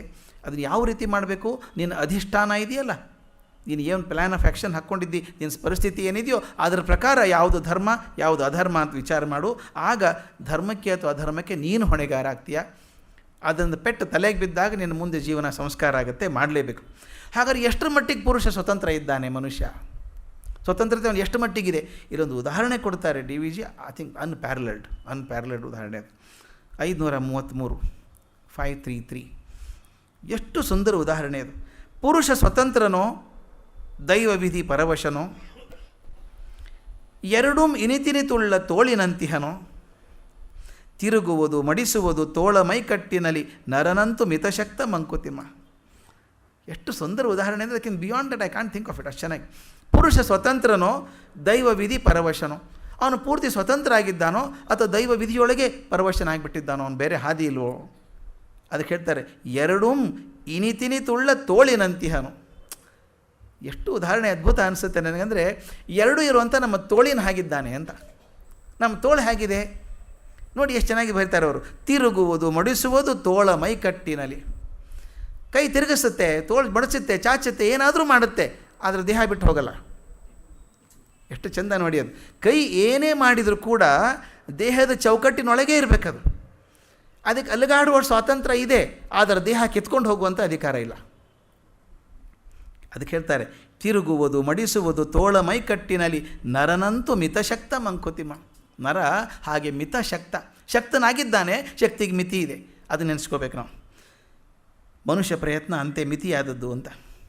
ಪ್ರತಿಯೊಂದು ಕೆಲಸ ಮಾಡುವಾಗ ಕರ್ಮದ ದಾರಿಯಲ್ಲಿ 3 ಹಂತಗಳಿದ್ದಾವೆ ಅಂತ ಮುಂದೆ ಬರುವಂಥದ್ದು. 3 ಹಂತಗಳು: ಪ್ರಾರಂಭ, ಪ್ರವರ್ತನ ಮತ್ತು ಪರಿಣಾಮ ಅಂತ. ನೋಡಿ, ಯಾವುದೇ ಕೆಲಸ ಮಾಡಬೇಕಾದ್ರೂ ಬರುವಂಥದ್ದು ಇದು. ಮೊದಲು ಪ್ರಾರಂಭ ಮಾಡಬೇಕು ಕೆಲಸ, ಪ್ರವರ್ತನ ಬೆಳೆಸ್ಕೊಂಡು ಹೋಗುವಂಥದ್ದು, ಅದರ ಪರಿಣಾಮ ಏನಾಯಿತು ಅಂತ ಮೂರನೇದು. ಈ 3 ಹಂತಗಳಲ್ಲಿ ಕರ್ಮ ಆಗ್ತದೆ. ಮೊದಲನೇದು ನೋಡಿ, ಪ್ರಾರಂಭ ಮತ್ತು ಪ್ರವರ್ತನ ಬಹುಶಃ ಪುರುಷನ ಕೈಯಲ್ಲಿ ಇರುವಂಥದ್ದು, ಮನುಷ್ಯನ ಕೈಯಲ್ಲಿ ಇರುವಂಥದ್ದು. ಕೆಲಸ ಪ್ರಾರಂಭ ಮಾಡ್ಬೇಕಾದ್ರೆ ಏನು ಮಾಡ್ತೀವಿ? ವಿಚಾರ ಮಾಡ್ತೀವಿ, ಮಾಡ್ಬೋದಾ, ಮಾಡೋಕ್ಕಾಗತ್ತಾ ನಮ್ಮ ಕಡೆಯಿಂದ, ಎಲ್ಲ ಪರೀಕ್ಷೆ ಮಾಡ್ತೀವಿ. ಪ್ರಾರಂಭ ಮಾಡಿ ಅದು ಬೆಳೆಸ್ಕೊಂಡು ಹೋಗುವಂಥದ್ದು. ಅದೆಷ್ಟು ಚೆಂದ ಗೊತ್ತಾ? ಮೊದಲು ಪ್ರಾರಂಭ ಇದೆಯಲ್ಲ, ಅದು ಜ್ಞಾನ ಕ್ಷೇತ್ರಕ್ಕೆ ಸೇರಿದಂಥದ್ದು, ಜ್ಞಾನಕ್ಕೆ ಸೇರಿದಂಥದ್ದು. ನಾನು ಮಾಡ್ಬೋದಾ ಕೆಲಸ, ಇದನ್ನು ನನ್ನ ಮಿತಿಯೊಳಗಿದೆಯಾ, ಆ ಕೆಲಸದ ಬಗ್ಗೆ ನನಗೆ ವಿಷಯ ಗೊತ್ತಿದೆಯಾ ಅಂತೆಲ್ಲ ಸಂಗ್ರಹ ಮಾಡಿಕೊಂಡಾಗ ಪ್ರಾರಂಭ ಮಾಡುವಂಥದ್ದು ನನ್ನ ಜ್ಞಾನ ಕ್ಷೇತ್ರಕ್ಕೆ ಸಂಬಂಧಪಟ್ಟಂಥದ್ದು. ಮುಂದೆ ಪ್ರವರ್ತನ ಇದೆಯಲ್ಲ, ಬೆಳೆಸ್ಕೊಂಡು ಹೋಗುವಂಥದ್ದು, ಅದು ಕ್ರಿಯೆಗೆ ಸಂಬಂಧಪಟ್ಟಂಥದ್ದು. ಮೊದಲನೇದು ಜ್ಞಾನ ಕ್ಷೇತ್ರ, ಎರಡನೇದು ಕ್ರಿಯಾಕ್ಷೇತ್ರ, ಅಂದರೆ ಮೂರನೇದು ಪರಿಣಾಮ ಏನಾಗುತ್ತೆ ಅನ್ನೋ ದೈವ ಕ್ಷೇತ್ರ. ಮೊದಲು 2 ಮನುಷ್ಯನ ಕಡೆ ಇರುವಂಥದ್ದು, ಚಿಂತೆ ಮಾಡುವಂಥದ್ದು, ಜ್ಞಾನ ಮೊದಲು ಶುರು ಆಗ್ತದೆ, ಅದಾದಮೇಲೆ ಕ್ರಿಯೆ ಶುರು ಆಗ್ತದೆ. ಜ್ಞಾನ ಕ್ರಿಯೆ ಮಾಡುವಂಥ ಕರ್ಮ ಸಫಲ ಆಯಿತೋ ಇಲ್ಲೋ ಅನ್ನುವಂಥದ್ದು ಅದು ದೈವಕ್ಕೆ ಬಿಟ್ಟಂಥದ್ದು, ಅದು 3ನೇ ಹಂತ. ಅದನ್ನು ಇಷ್ಟು ಚಂದ ಹೇಳ್ತಾನೆ ಕೃಷ್ಣ. ಜ್ಞಾನಂ ಜ್ಞೇಯಂ ಪರಿಜ್ಞಾತ ತ್ರಿವಿಧ ಕರ್ಮಚೋದನ ಕರಣಂ ಕರ್ಮಕರ್ತೇತಿ ತ್ರಿವಿಧ ಕರ್ಮ ಸಂಗ್ರಹ. ಜ್ಞಾತ, ಜ್ಞಾನ, ಜ್ಞೇಯ ಎಂಬ ಈ 3 ವಿಧಗಳು ಕೂಡ ಕರ್ಮಕ್ಕೆ ಪ್ರೇರಕರಾಗಿದ್ದಾವೆ. ಆ ಪದಗಳನ್ನು ತುಂಬ ಚೆಂದ ಅನಲೈಸ್ ಮಾಡ್ತಾರೆ.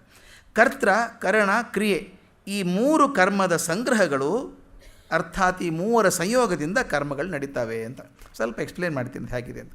DVG ಉದಾಹರಣೆ ಕೊಡಬೇಕು. ಒಂದು ಎಷ್ಟು ಸುಲಭದ ಉದಾಹರಣೆ ಕೊಡ್ತಾರೆ ಅವರು ಅಂದರೆ, ಈಗ ನೆಲವು ಗೆಲುವು ಇಲ್ಲ, ಈಗ ಫ್ರಿಜ್ ಅಂತ ಅನ್ಕೋಬೇಕಷ್ಟೇ ನಾವೀಗ. ನೆಲವು ಅಂತಿರ್ತಿತ್ತು ಮೇಲೆ, ಹಗ್ಗದಲ್ಲಿ ಕಟ್ಟು ಹಾಕೋರು, ಇರಬೇಕಿರ ಬರಬಾರ್ದು, ಮೇಲೆ ಯಾರಿಗೂ ಸಿಗಬಾರ್ದು ಅಂತ ಕಟ್ಟಬೇಕು ಅದನ್ನು. ನೆಲುವಿನ ಮೇಲೆ ಪಾತ್ರೆಯಲ್ಲಿ ಒಂದು ಮುಚ್ಚಿಟ್ಟ ಪಾತ್ರೆಯಲ್ಲಿ ಲಾಡು ಇದೆ,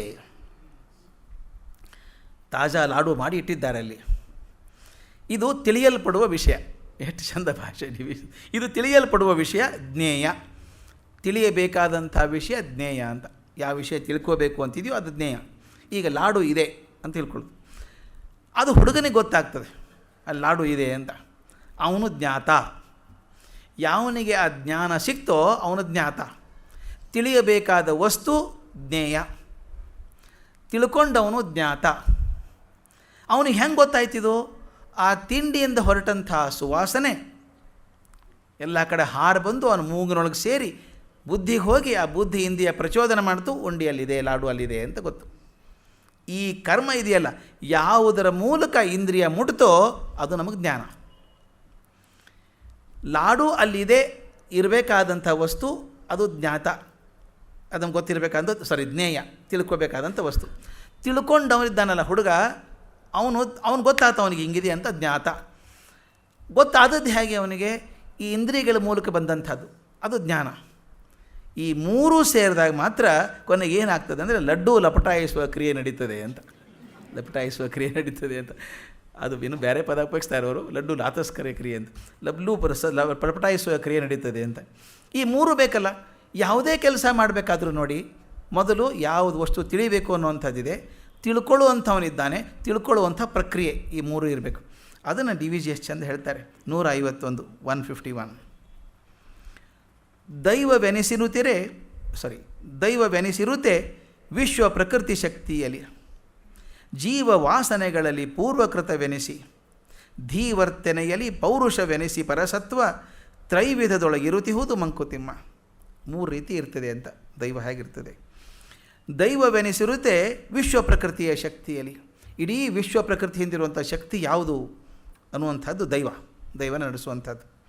ಜೀವ ವಾಸನೆಗಳಲ್ಲಿ ಪೂರ್ವಕೃತ ಎನಿಸಿ, ಪ್ರತಿಯೊಂದು ಮನುಷ್ಯನ ಜೀವ ಇದೆಯಲ್ಲ, ಆ ವಾಸನೆಗಳಲ್ಲಿ ಹಿಂದೆ ಬಂದಂಥ ಎಷ್ಟೋ ವಾಸನೆಗಳೊಳಗೆ ಇದು ನನಗೆ ಪೂರ್ವಕೃತ ಅಂತ ಅನ್ನಿಸ್ತು. ಧೀವರ್ತನೆಯಲ್ಲಿ ಪೌರುಷವೆನಿಸಿ ಪರಸತ್ವ, ಧೈರ್ಯದಿಂದ ಕೆಲಸ ಮಾಡ್ಕೊಂಡು ಹೋಗ್ತಾನೆ ಮುನ್ನುಗ್ಗಿ. ಆ ಧೀವರ್ತನೆ ಇದೆಯಲ್ಲ, ಅದು ಪೌರುಷ ಅನ್ನುವಂಥದ್ದು ಪರಸತ್ವ ಆ ರೂಪದಲ್ಲಿದೆ. ತ್ರೈವಿಧದೊಳು ಇರುತ್ತಿಹುದು ಮಂಕುತಿಮ್ಮ. ಆ ದೈವ ಅನ್ನುವಂಥದ್ದೇ 3 ರೂಪದಲ್ಲಿ ಇರ್ತದೆ ಅಂತ. ವಿಶ್ವ ಪ್ರಕೃತಿ ಶಕ್ತಿಯೊಳಗೆ ದೈವ ಇರ್ತದೆ, ಪೂರ್ವಕೃತ ವಾಸನೆಯೊಳಗೆ ದೈವ ಇದೆ, ಆಮೇಲೆ ಕೊನೆಗೆ ಅವನ ಧೀವರ್ತನೆ ಹೋರಾಡುವಂಥ ಛಲ ಇದೆಯಲ್ಲ ಅದರೊಳಗೂ ದೈವ. 3 ರೀತಿಯಲ್ಲಿ ಇರ್ತದೆ ಅಂತ. ಅದು ನೋಡಬೇಕಾದ ಹೇಗೆಂದರೆ, ದೈವ ತಿಳಿಯಬೇಕಾದಂಥ ವಸ್ತು, ಅದು ನಮಗೆ ಜ್ಞೇಯ. ಈ ಪೂರ್ವಕೃತ ಜೀವ ವಾಸನೆ ಇದೆಯಲ್ಲ, ಎಷ್ಟೊಂದು ಅನುಭವ ಆಗಿ ಆಗಿ ಆಗಿ ಆಗಿ ಬಂದಿದೆ ನಮಗೆ, ಅದು ಜ್ಞಾನ. ಇಷ್ಟು ಪರಿಣಾಮ ಆಗಿ ಇಷ್ಟು ವರ್ಷ ಜನ್ಮಾಂತರಗಳು ಬಂದಂಥದ್ದು ಅನುಭವ ಇದೆಯಲ್ಲ, ಅದು ನನಗೆ ಜ್ಞಾನ ಕೊಡುತ್ತೆ. ಕೊನೆಗೆ ಆ ಧೀವರ್ತನೆ ಇದೆಯಲ್ಲ, ಹೋರಾಡುವಂಥ ಮನುಷ್ಯ ಪ್ರಯತ್ನ, ಅದು ಜ್ಞಾತ. ಅದರ ಮೂಲಕ ನನಗೆ ಜ್ಞಾನ ಆಗುವಂಥದ್ದು. ಧೀವರ್ತನೆಯಿಂದ, ಮನುಷ್ಯ ಪ್ರಯತ್ನದಿಂದ ನನಗೆ ಜ್ಞಾನ ಸಿಗುತ್ತೆ. ಆ ಜ್ಞಾನದ ಮೂಲಕ ಜ್ಞೇಯ ಕೈಗೆ ಸಿಗುತ್ತೆ. ಈ ಮೂರು ಇರಬೇಕು ಅಂತ. ಮುಂದೆ ಕೃಷ್ಣ ಹೇಳ್ತಾನೆ, ಪ್ರತಿಯೊಂದು ಜೀವದಲ್ಲೂ ಭಗವಂತ ಇದ್ದಾನಪ್ಪ, ಈಶ್ವರ ಇದ್ದಾನೆ, ಪ್ರತಿಯೊಂದರಲ್ಲೂ ಇದ್ದಾನೆ. ಹೇಗಿದ್ದಾನೆ? ಅವನು ಯಂತ್ರದಲ್ಲಿ ಕೂಡ ತಿರುಗಿಸ್ತಾನೆ ನಿಮ್ಮನ್ನು. ಮಾಯೆ ಅನ್ನುವಂಥ ಯಂತ್ರದೊಳಗೆ ನಿಮ್ಮನ್ನು ತಿರುಗಿಸ್ತಾನೆ. ಅವನೇ ಎಲ್ಲ ದೇಹದಲ್ಲೂ ಇರುವಂಥದ್ದು. ಈಶ್ವರ ಸರ್ವಭೂತಾನಾಂ ಹೃದ್ದೇಶೇರ್ಜುನ ತಿಷ್ಠತಿ ಭ್ರಾಮಯನ್ ಸರ್ವಭೂತಾನಿ ಯಂತ್ರಾರೂಢಾನಿ ಮಾಯೆಯ. ಕೊನೆ ಸಾಲು ಬಹಳ ಮುಖ್ಯ. ಭ್ರಾಮಯನ್ ಸರ್ವಭೂತಾನಿ ಯಂತ್ರಾರೂಢಾನಿ ಮಾಯೆಯ ಅಂತ. ಅಂದರೆ ಅರ್ಜುನ, ಮಾಯೆಯಿಂದ ದೇಹಯಂತ್ರವನ್ನು ಏರಿ ಸಕಲ ಪ್ರಾಣಿಗಳನ್ನು ಒಂದೇ ಸಮನೆ ತಿರುಗಿಸ್ತಾ ಈಶ್ವರ ಸರ್ವಭೂತಗಳ ಹೃದಯದಲ್ಲಿ ಇದ್ದಾನೆ ಅಂತ. ಈ ಮಾಯೆ ಅಂತ ಹೇಳೋದೇ ಕಷ್ಟ. ಹೇಗೆ ಅಂತ ಮಾಯೆಯನ್ನು ವಿವರಿಸೋದು ಕಷ್ಟ, ಅದರಿಂದ ಪಾರಾಗೋದು ಇನ್ನೂ ಕಷ್ಟ. ಅದರಿಂದ ಹೇಳ್ತಾರೆ ಹೇಗೆ, ಸಾಮ ಯಾ ಮಾಯಾ, ಯಾವುದು ಇಲ್ಲವೋ ಇದೆ ಅಂತ ಭ್ರಮೆ ಹುಟ್ಟಿಸುತ್ತೋ ಅದು ಮಾಯೆ ಅಂತ. ಇಲ್ಲ ಇದೆ ಅನ್ನೋ ಭ್ರಮೆ ಹುಟ್ಟಿಸುತ್ತೆ ಅಂತ. ಅದಕ್ಕೆ ಅವರ್ಚನೀಯ ಅಂತ ಕರೆಯೋದು. ಅದು ವರ್ಣನೆ ಮಾಡಲಿಕ್ಕೆ ಬರೋದಿಲ್ಲ ಅಂತ. ಮರೆತರೆ ಅದು ನಮ್ಮ ನುಂಗಿ ಹಾಕ್ತದೆ. ಸ್ವಲ್ಪ ಎಚ್ಚರಿದ್ರೆ ಸ್ವಲ್ಪ ದೂರ ಹೋಗ್ತದೆ ಮಾಯೆ, ಅಷ್ಟೇ. ಅದಕ್ಕೊಂದು DVG ಉದಾಹರಣೆ ಕೊಡ್ತಾರೆ. ಅದಕ್ಕಿಂತ ಒಳ್ಳೆಯ ಉದಾಹರಣೆ ನನಗೆ ತೋಚಲಿಲ್ಲ, ಅದಕ್ಕೆ ಅದನ್ನೇ ಹೇಳಬೇಕು ಅಂದ್ಕೊಂಡು. ಈಗ ನಮ್ಮ ಹಳೆ ಕಾಲದಲ್ಲಿ ಜಾತ್ರೆಗಳಿರ್ತಾಯಿದ್ದು ಊರಲ್ಲಿ, ಈಗೂ ಇರ್ತವೆ, ಎಲ್ಲರೂ ಜಾತ್ರೆ ಮಾಡ್ತಾರೆ. ಒಂದು ಮೆರಿಗೋ ರೌಂಡ್ ಅಂತ ಬರ್ತದೆ, ತಾವು ನೋಡಿರಬೇಕು. ಒಂದು ದೊಡ್ಡ ಕಂಬಕ್ಕೆ ಒಂದು ದೊಡ್ಡದೊಂದು ಶೆಲ್ಟರ್ ಹಾಕಿರ್ತಾರೆ ಮೇಲೆ. ಆ ಕಂಬಕ್ಕೆ ಹುಕ್ಕುಗಳನ್ನು ಹಾಕಿ ಅಲ್ಲಿ ಬೇರೆ ಬೇರೆ ಆ ಗೊಂಬೆಗಳನ್ನು ಕೂಡಿಸಿರ್ತಾರೆ. ಕುದುರೆ, ಆನೆ, ಸಿಂಹ, ಚಿಗರೆ ಆ ಥರದ್ದೆಲ್ಲ ಕಟ್ಟಿರ್ತಾರೆ. ಕಟ್ಟೆ ಮಷಿನ್ ಆನ್ ಮಾಡಿದ ತಕ್ಷಣ ಅವೆಲ್ಲ ದೂರ ತಿರ್ಕೊಂಡು ಸುತ್ತೋಗಿ ಶುರು ಮಾಡ್ತಾವೆ. ಗರ ಗರ ಗರ ಮಕ್ಕಳನ್ನೆಲ್ಲ ಕೂಡಿಸಿರ್ತಾರೆ. ಕೆಲವು ತೊಟ್ಲಿರ್ತದೆ ಕೂಡಿಸೋದಕ್ಕೆ, ಬೀಳಾರ್ದಂಗೆ ವ್ಯವಸ್ಥೆ ಮಾಡಿರ್ತಾರೆ. ಹುಡುಗ ಹಿಡ್ಕೊಂಡು ಕೂತಿರ್ತವೆ. ಕಲ್ಪನೆ ಮಾಡ್ಕೊಳ್ಳಿ, ಒಂದು ಮಗು ಕುದುರೆ ಮೇಲೆ ಕೂತಿದ್ದಾನೆ ಹುಡುಗ. ಅದು ಗರ್ರನ್ನು ತಿರ್ಗೋಕೆ ಶುರು ಆಯಿತು. ಮೊದಲು ನಿಧಾನಕ್ಕೆ ಹೋಯಿತು. ಹುಡುಗ ಸ್ವಲ್ಪ ಗಾಬರಿ ಆಯಿತು. ಸ್ವಲ್ಪ ಹೊತ್ತಿಗೆ ಅಭ್ಯಾಸ ಆಯಿತು. ಇನ್ನೂ ಜೋರು ಹೋಗಲಿ ಅಂತ ಅವನು ಗರ್ರನ್ನು ತಿರ್ಗೋಕೆ ಶುರು ಮಾಡಿತು. ಸುತ್ತ ತಿರ್ಗೋಕೆ ಶುರು ಮಾಡಿತು. ಅವ್ನಿಗೆ ಏನು ಖುಷಿ ಆಗಿದೆ ಅಂದರೆ, ಅಪ್ಪ ಅಮ್ಮ ದೂರ ನಿಂತಿದ್ದಾರೆ, ಕೈ ಮಾಡ್ತಾನಪ್ಪ ನೋಡು ಎಲ್ಲಿ ಹೋಗ್ತದೆ ಕುದುರೆ, ಹೆಂಗೆ ಹೋಗ್ತದೆ ನಂದು, ಜೋರಾಗಿ ಕುಕ್ಕೋತಾನೆ, ಸಂಭ್ರಮ ಪಡ್ತಾನೆ. ಅವನಿಗೇನು, ನನ್ನ ಕುದುರೆ ಜೋರು ಹೋಗ್ತಾ ಇದೆ ಅಂತ. ಎಷ್ಟು ಚಂದ ಉದಾಹರಣೆ ಹೇಳ್ತಾರೆ ಅಂದರೆ, ಆ ಕುದುರೆ ಅಲ್ಲ ಅದು ಅಂತ ಅವ್ನಿಗೆ ಗೊತ್ತಿಲ್ಲ, ಓಡಿಸೋನ್ ತಾನಲ್ಲ ಅಂತೂ ಗೊತ್ತಾಗಲ್ಲ, ಅದ್ರ ವೇಗ ಕಂಟ್ರೋಲ್ ನನ್ನ ಕೈಯಲ್ಲಿ ಇಲ್ಲ ಅಂತೂ ಗೊತ್ತಿಲ್ಲ, ಅದು ತಾನೇ ಓಡಿಸ್ತೀನಿ ಅಂತ ಸಂತೋಷ ಪಡ್ತಿದ್ದಾನೆ ಹುಡುಗ. ಎಷ್ಟು ಚೆನ್ನಾಗಿದೆ ಉದಾಹರಣೆ ಇದು. ಹೇಳ್ತಾರೆ, ನಮ್ಮ ಜೀವನ ಹಾಗೆ ಇದೆ. ನಾವು ಕುದುರೆ ಮೇಲೆ ಕೂತಿದ್ದೀವಿ, ಅದು ನಿಜವಾದ ಕುದುರೆ ಅಂತ ನಂಬಿಕೊಂಡಿದ್ದೀವಿ. ಅದು ಓಡಿಸೋದು ನಮ್ಮ ಕೈಯಲ್ಲಿದೆ ಅಂದ್ಕೊಂಡಿದ್ದೀವಿ. ಅದರ ವೇಗ ನಿಗ್ರಹ ಕೂಡ ನಮ್ಮಲ್ಲಿದೆ ಅಂತ ಅಂದ್ಕೊಂಡಿದ್ದೀವಿ. ಆದರೆ ಅದು ನಿಂತ ತಕ್ಷಣ ಹುಡುಗರು ಏನು ಮಾಡ್ತಾರೆ, ಇನ್ನೊಂದು ರೌಂಡಪ್ಪ ಅಂತಾರೆ. ಇನ್ನೊಂದು ರೌಂಡ್ ಹೋಗಬೇಕು ಅಂತ. ನಾವು ಹಾಗೆ ಅಲ್ವಾ, ಇನ್ನೊಂದು ರೌಂಡ್ ಹೋಗಬೇಕು ಅಂತ ಎಷ್ಟು ಚೆಂದ ಮಾಡ್ತಾರೆ ಅಂದರೆ, ಆ ಯಂತ್ರ ಇದೆಯಲ್ಲ, ತಿರುಗಿಸೋ ಅಂಥ ಯಂತ್ರ ಎಷ್ಟು ಚೆಂದ ಅಲಂಕಾರ ಮಾಡಿರ್ತಾರೆ ಗೊತ್ತಾ, ಅಷ್ಟು ಬಣ್ಣ ಅಲಂಕಾರ ಮಾಡಿರ್ತಾರೆ. ಅದು ಯಂತ್ರ ಹೇಗೆ ಅಲಂಕಾರದಿಂದ ಆಕರ್ಷಕವಾಗಿದೆಯೋ, ನಮ್ಮ ಪ್ರಪಂಚ ಕೂಡ ಹಾಗೆ ಆಕರ್ಷಕವಾಗಿದೆ. ಮೊದಲನೇದು. ಎರಡನೇದು, ಯಂತ್ರದ ಕುದುರೆ ಮೇಲೆ ಕೂತಂಥ ಹುಡುಗ ನಿಜವಾದ ಕುದುರೆ ಅಂತ ಹೇಗೆ ನಂಬ್ಕೋತಾನೋ, ಹಾಗೆ ನಾವು ಈ ದೇಹವನ್ನೇ ಶಾಶ್ವತವಾದದ್ದು ಅಂತ ನಾವು ನಂಬ್ಕೊಂಡಿದ್ದೀವಿ. ಮೂರನೇದು, ಆ ಮಕ್ಕಳೇ ಕುದುರೆ ಓಡಿಸಿ ನಾನೇ ಓಡಿಸ್ತೀನಿ ಅಂತ ಹೇಗೆ ಭ್ರಮೆ ಪಟ್ಟಿದ್ದಾನೋ, ಹಾಗೆ ನಮ್ಮ ಜೀವನಕ್ಕೆ ನಾವೇ ಅಧಿಕಾರಿಗಳು ಅಂತ ತಿಳ್ಕೊಂಡಿದ್ದೇವೆ. ಇನ್ನೊಂದು, ಆಟದಲ್ಲಿ ತನ್ಮಯನಾದಂಥ ಹುಡುಗ ಆಟ ನಿಂತ ಮೇಲೆ ಇನ್ನಷ್ಟು ಬೇಕು ಅಂತನ್ನೋ ಹಾಗೆ ಈ ಜಗತ್ತಿನ ಭೋಗ, ಈ ಉದ್ರೇಕ ನಮ್ಮನ್ನು ಕೂಡ ಮೋಹವನ್ನು ತುಂಬಿಸ್ಕೊಂಡ್ಬಿಡ್ತದೆ. ಆ ಮೋಹ ನಮ್ಮನ್ನು ಭ್ರಮೆಗೀಡು ಮಾಡ್ತದೆ. ಈ ಥರ ಜಗತ್ತು ನಡೆದಿದೆ. ಪ್ರತಿಯೊಂದರಲ್ಲೂ ಅವನೇ ಇದ್ದಾನೆ. ಆ ತಿರುಗಿಸ್ಬೇಕಾದ್ರೆ ಮನುಷ್ಯ ಮೋಟ್ರ್ ಹಾಕಿ ಕೂತಿದ್ದಾನಲ್ಲ, ಅವನ ಕೈಯಲ್ಲಿ ವೇಗ ಇದೆ. ಹಾಗೆ ನಮ್ಮ ಪ್ರಪಂಚ ಆಗಿದೆ. ಅದಕ್ಕೆ DVG ಒಂದು ಇನ್ನೊಂದು ಉದಾಹರಣೆ ಕೊಡೋದು ಎಷ್ಟು ಚೆನ್ನಾಗಿದೆ ಗೊತ್ತಾ, ಅದು 143 ಈ ಶ್ಲೋಕಕ್ಕೆ ಸಂಬೋಧಿಯಾಗಿ ಕೊಡುವಂಥದ್ದು. ಧಾತ್ರಿಯನು ಮದುವೆ ಮಂಟಪದಲು ಸಿಂಗರಿಸಿ, ಕ್ಷಾತ್ರರಗ್ನಿಗಳ ನರಹೃದಯದೊಳಿರಿಸಿ, ಕೃತ್ರಿಮವನೆಡೆಬಿಡದೆ ನಡೆಸಿ ಸಾಗುವ ವಿಲಾಸಿ, ಚಿತ್ರಕಾರಿಯೋ ಮಾಯೆ ಮಂಕುತಿಮ್ಮ. ಆ ಮಾಯೆ ಹೇಗಿದ್ದಾಳೆ ಅಂತ. ಧಾತ್ರಿಯನು ಮದುವೆ ಮಂಟಪದಲು ಸಿಂಗರಿಸಿ, ಇಡೀ ಭೂಮಿಯನ್ನು ಮದುವೆ ಮಂಟಪ ಥರ ಅಲಂಕಾರ ಮಾಡಿಬಿಟ್ಟಿದೆ. ಅಷ್ಟು ಸಂಭ್ರಮ, ಏನು ಚೆನ್ನಾಗಿದೆ ನೋಡ್ರಿ ಅದು. ಅಲ್ಲಿ ಸಂಗೀತ ಬರುತ್ತೆ, ನೃತ್ಯ ಬರುತ್ತೆ, ಸಾಹಿತ್ಯ ಬರುತ್ತೆ, ಏನೇನೂ ಬರುತ್ತಲ್ಲ ಜಗತ್ತಲ್ಲಿ. ಹಾಗೆ ಧಾತ್ರಿಯನ್ನು ಮದುವೆ ಮಂಟಪದಲ್ಲೂ ಸಿಂಗರಿಸಿ, ಕ್ಷಾತ್ರರಗ್ನಿಗಳ ನರಹೃದಯದೊಳಗಿರಿಸಿ. ಬರೀ ಅಲಂಕಾರ ಅಷ್ಟೇ ಅಲ್ಲ, ಒಳಗೆ ನಿಮ್ಮಲ್ಲಿ ಶಕ್ತಿ ತುಂಬಿದ್ದಾನೆ, ಅಸಾಧ್ಯ ಶಕ್ತಿ ತುಂಬಿದ್ದಾನೆ, ಸಾಧನೆ ಮಾಡಬೇಕು ಅಂತ. ಕ್ಷಾತ್ರ ಅಗ್ನಿಗಳ ನರಹೃದಯದೊಳಿರಿಸಿ, ಕೃತ್ರಿಮವನ್ನು ಎಡೆಬಿಡದೆ ನಡೆಸಿ, ಸರಳ ಅಲ್ಲ, ಕೃತ್ರಿಮ. ಅದು ಭ್ರಮೆ ಹುಟ್ಟಿಸ್ಬಿಟ್ಟಿದೆ ನಿಮಗೆ, ಅದು ನೀವೇ ಮಾಡ್ತೀರಿ ಅಂತ. ಆ ಕೃತ್ರಿಮ ಇದೆಯಲ್ಲ, ಇರೋದೇ ಬೇರೆ, ಇದ್ದದ್ದೇ ಬೇರೆ. ಅದಕ್ಕೆ ಹಂಗೆ ತೋರಿಸಿ ಕೃತ್ರಿಮವನ್ನು ಎಡೆಬಿಡದೆ ನಡೆಸಿ ನಗುವ ವಿಲಾಸಿ. ಹೆಂಗೆ ಫಜಿತಾಗಿದ್ದಾರೆ ನೋಡೋರು ಅಂತ ಹೇಳಿ ಸಂತೋಷ ಪಡುವಂಥ ವಿಲಾಸಿ ಯಾರು ಅಂದರೆ ಚಿತ್ರಕಾರಿಯೋ ಮಾಯೆ ಮಂಕುತಿಮ್ಮ. ಈ ಚಿತ್ರ ಸೃಷ್ಟಿ ಮಾಡಿ ಮನಸ್ಸಲ್ಲಿ ಭ್ರಮೆ ಹುಟ್ಟಿಸಿದಾಳಲ್ಲ, ಅದು ಮಾಯೆ ಪ್ರತಿಯೊಬ್ಬರೊಳಗಿರುವಂಥದ್ದು. ಇನ್ನೊಂದು ಪದ್ಯ ಇದೆ, ಪದ್ಯ 84, ಎಲ್ಲದರೊಳಗೂ ಇರುವಂಥದ್ದು. ಆ ಶ್ಲೋಕಕ್ಕೆ ಪರ್ಯಾಯವಾಗಿ ಬರುವಂಥ ಪದ್ಯಗಳು ಎಷ್ಟು ಚೆನ್ನಾಗಿದೆ ನೋಡಿ. ಅಣು, ಭೂತ, ಭೂಗೋಳ, ತಾರಂಬರಾದಿಗಳ ಅಣಿಮಾಡಿ ಬಿಗಿದು ನಸು ಸಡಿಲವನು ಇರಿಸಿ ಕುಣಿಸುತ್ತಿರುವನು ತನ್ನ ಕೃತಿ ಕಂತುಕವನು ಅದರೊಳಗೆ ಅಣಗಿದ್ದು ಪರಬೊಮ್ಮ ಮಂಕುತಿಮ್ಮ. ಅಣು, ಭೂತ, ಭೂಗೋಳ, ತಾರಂಬರಾದಿಗಳು, ತಾರೆ ಅಂಬರಗಳು, ಎಲ್ಲಗಳಲ್ಲೂ ಪ್ರತಿಯೊಂದು ಅಣುವಿನಿಂದ ಹಿಡ್ಕೊಂಡು ಅಂಬರದವರೆಗೂ, ಅಣುವಿನಿಂದ ಪರಮಾಣು ಹಿಡ್ಕೊಂಡು ಆಕಾಶದವರೆಗೂ ಪ್ರತಿಯೊಂದನ್ನು ಅಣಿ ಮಾಡಿ ಬಿಗಿದು, ಅದು ಹೇಗೆ ಮಾಡಿದ್ದಾನೆ, ಅಲ್ಲಗಾಡೋಂಗಿಲ್ಲ, ನಟ್ಟೆಲ್ಲ ಕರೆಕ್ಟ್ ಮಾಡಿಬಿಟ್ಟಿದ್ದಾನೆ. ಅಣಿ ಮಾಡಿ ಬಿಗಿದು ಅಂದರೆ ಕೈಯಲ್ಲಿ ಪೂರ್ತಿ ಕಂಟ್ರೋಲ್ ಇದೆ, ಆದರೆ ಮುಂದೆ ಕನ್ಸೆಷನ್ನು ಕೊಟ್ಟಿದ್ದಾನೆ. ನುಸು ಸಡಿಲುವನ್ನು ಇರಿಸಿ, ಸ್ವಲ್ಪ ಸಡಿಲು ಇರಬೇಕದು. ಇದು ಹೇಗಿರಬೇಕು ಅಂತ ನಾನು ಹೇಳ್ತಿದ್ದೆ. ನಮ್ಮ ಹಳ್ಳಿ ಕಡೆ ಹಸು ಹೊಡ್ಕೊಂಡು ಹೋಗ್ತಾರೆ ಮೇಯಿಸೋದೆ. ಗುಡ್ಡಕ್ಕೆ ಹೋದಾಗ ಆ ಹಸುವಿನ ಕೊಳ್ಳಗೊಂದು ಹಗ್ಗ ಕಟ್ಟಿ, ಉದ್ದ ಹಗ್ಗ ಕಟ್ಟಿ ನೆಲಕ್ಕೊಂದು ಊಟ ಹೊಡೆದು ಬಿಟ್ಬಿಡ್ತಾರೆ. ಹಸುವಿಗೆ ಸ್ವಾತಂತ್ರ್ಯ ಇದೆಯೋ ಇಲ್ವೋ? ಇದೆ. The freedom of the cow is defined by the length of the rope ಅಂತ ಅಷ್ಟೇ. ಬೇಕಾದಷ್ಟು ಅಡ್ಡಾಡಲಿ, ಆದರೆ ಹಗ್ಗದ ಉದ್ದ ದಾಟಿ ಹೋಗೋಕ್ಕೆ ಸಾಧ್ಯ ಇಲ್ಲ. ಹಗ್ಗದ ಮಿತಿಯೊಳಗೆ ಎಲ್ಲಾದರೂ ಓಡಾಡಲಿ. ಎಷ್ಟು ಚಂದ ನೋಡಿ ಅದು. ಅದಕ್ಕೆ ಹೇಳ್ತಾರೆ ಅಣಿ ಮಾಡಿ ಬಿಗಿದು ತುಸು ಸಡಿಲವನ್ನು ಇರಿಸಿ. ಸ್ವಲ್ಪ ಸಡಿಲು ಇಟ್ಟಿದ್ದಾನೆ, ಎಲ್ಲ ಹಿಂಗೆ ಬಿಟ್ಟರೆ ಕೆಲಸ ನನಗೇನಪ್ಪ ಎಲ್ಲ ಅವನೇ ಮಾಡ್ಕೊಳ್ಳಿ ಅಂತೀವಿ ನಾವು. ಅದು ಹಾಗಲ್ಲ, ನೀವು ಕೆಲಸ ಮಾಡೋಕ್ಕೂ ಫ್ರೀಡಮ್ ಕೊಟ್ಟಿದ್ದಾನೆ, ಆದರೆ ಫ್ರೀಡಮ್ ಈಸ್ ಲಿಮಿಟೆಡ್, ಅಷ್ಟೇ ಇರಬೇಕದು. ಕುಣಿಸುತ್ತಿರುವನು ತನ್ನ ಕೃತಿ ಕಂತುಕುವನು, ತಾನೇ ಮಾಡಿದಂಥ ಕಂತುಕ ಅದು. ಪ್ರಪಂಚ ಸೃಷ್ಟಿ ಮಾಡಿದ್ದು ತಾನೇ ಮಾಡಿದಂಥದ್ದು. ಕುಣಿಸುತ್ತಿರುವನು ತನ್ನ ಕೃತಿ ಕಂತುಕು, ತಾನು ಮಾಡಿದಂಥ ಸೃಷ್ಟಿಯನ್ನು ತಾನೇ ಕುಣಿಸ್ತಾನೆ. ಅದರೊಳಗಣಗಿದ್ದು ಪರಬೊಮ್ಮ ಮಂಕುತಿಮ್ಮ. ಪ್ರತಿಯೊಂದರೊಳಗೂ ಬೊಮ್ಮ ಸೇರ್ಕೊಂಡ್ಬಿಟ್ಟಿದ್ದಾನೆ, ಅಡ್ಕೊಂಡಿದ್ದಾನೆ, ಅದರೊಳಗಿದ್ದಾನೆ ಅಂತ. ಹಾಗಾದರೆ ಈ ಮಾಯೆಯ ಸೆಳೆತದಿಂದ ಪಾರಾಗಬೇಕಾದ್ರೆ ಏನು ಮಾಡಬೇಕು ನಾವು? ಅದಕ್ಕೊಂದು ಸುಧಾರಣೆ ಕೃಷ್ಣ ಹೇಳಿಬಿಡ್ತಾನೆ. ಒಂದು ಕೊನೆ ಮಾತು ಹೇಳ್ತಾನೆ, ಸರ್ವಧರ್ಮಾನ್ ಪರಿತ್ಯಜ್ಯ ಮಾಮೇಕಂ ಶರಣಂ ವೃಜ ಅಹಂ ತ್ವಾ ಸರ್ವ ಪಾಪೇಭ್ಯೋ ಮೋಕ್ಷಯಿಷ್ಯಾಮಿ ಮಾ ಶುಚಃ. ಹೇಳೇ ಬಿಟ್ಟ ಕೃಷ್ಣನಿಗೆ, ಅಳಬೇಡಪ್ಪ, ಸಾಕು, ಎಷ್ಟು ಅಳ್ತೀಯೋ ನೀನು, ಮಾ ಶುಚಃ, ಅಳಬೇಡ, ಸಾಕು, ಶೋಚಿಸಬೇಡ. ಏನು ಮಾಡಬೇಕು? ಸರ್ವಧರ್ಮಾನ್ ಪರಿತ್ಯಜ್ಯ ಮಾಮೇಕಂ ಶರಣಂ ವೃಜ. ಎಲ್ಲ ಧರ್ಮಗಳನ್ನು ಪರಿತ್ಯಜಿಸಿ ನನ್ನೊಬ್ಬನನ್ನೇ ಶರಣು ಹೋಗು, ನಾನು ನಿನ್ನನ್ನು ಎಲ್ಲ ಪಾಪಗಳಿಂದ ಮುಕ್ತ ಮಾಡ್ತೇನೆ, ನೀನು ಅಳಬೇಡ, ಶೋಚಿಸಬೇಡ ಅಂತ. ಇದು ಅಶ್ಯೂರೆನ್ಸ್ ನಮಗೆ. ಇದು ಅಶ್ಯೂರೆನ್ಸ್ ಕೊಡಬೇಕಾದ್ರೆ ಒಂದು ಭಾಳ ಮುಖ್ಯವಾದಂಥ ಕೆಲಸ ಇದೆ. ಸರ್ವಧರ್ಮಾನ್ ಪರಿತ್ಯಜ್ಯ, ಇದು ಸ್ವಲ್ಪ ನಮ್ಗೆ ಅರ್ಥ ಆಗಬೇಕು. ಸರ್ವಧರ್ಮಗಳನ್ನು ಪರಿತ್ಯಜಿಸಬೇಕು ಅಂತ. ಧರ್ಮ ಅಂದಾಗ ನಾವು ಅಂದ್ಕೊಂಡಂಥ ಈಗಿನ ಧರ್ಮ ಅಲ್ಲ. ನೀನು ಯಾವ್ಯಾವ ಧರ್ಮಗಳನ್ನು ಮಾಡ್ತೀಯೋ ಇದಕ್ಕೊಂದು ಸ್ವಲ್ಪ ನಮ್ಮ ಹಿಂದೆಲೇ ಇರಬೇಕು ನಮಗೆ. ಸ್ವಧರ್ಮೇ ನಿಧನಶ್ರೇಯ ಪರಧರ್ಮೋ ಭಯಾವಹ ಅಂತ. ಆ ಧರ್ಮದ ಬಗ್ಗೆ ಮಾತಾಡೋದು ನಾವು. ನನ್ನ ಧರ್ಮ ನನಗೆ ಶ್ರೇಷ್ಠ. ಧರ್ಮ ಅಂದರೆ ನಾನು ಮಾಡುವಂಥ ವೃತ್ತಿ ಆಗ್ಬೋದು, ನನ್ನ ಮನೋಧರ್ಮ ಆಗ್ಬೋದು, ನಾನು ಯಾವುದಕ್ಕೆ ಹೊಂದ್ಕೊಂಡಿದ್ದೇನೆ ಅದನ್ನು ಮಾಡ್ಕೋಬೇಕು. ಈಗ ನಾನು ಒಳ್ಳೆ ಕಾರ್ಪೆಂಟ್ರ್ ಆಗಿದ್ದೇನೆ, ಆ ಕಾರ್ಪೆಂಟ್ರಿಯಲ್ಲೇ ಮುಂದುವರಿ ನೀನು.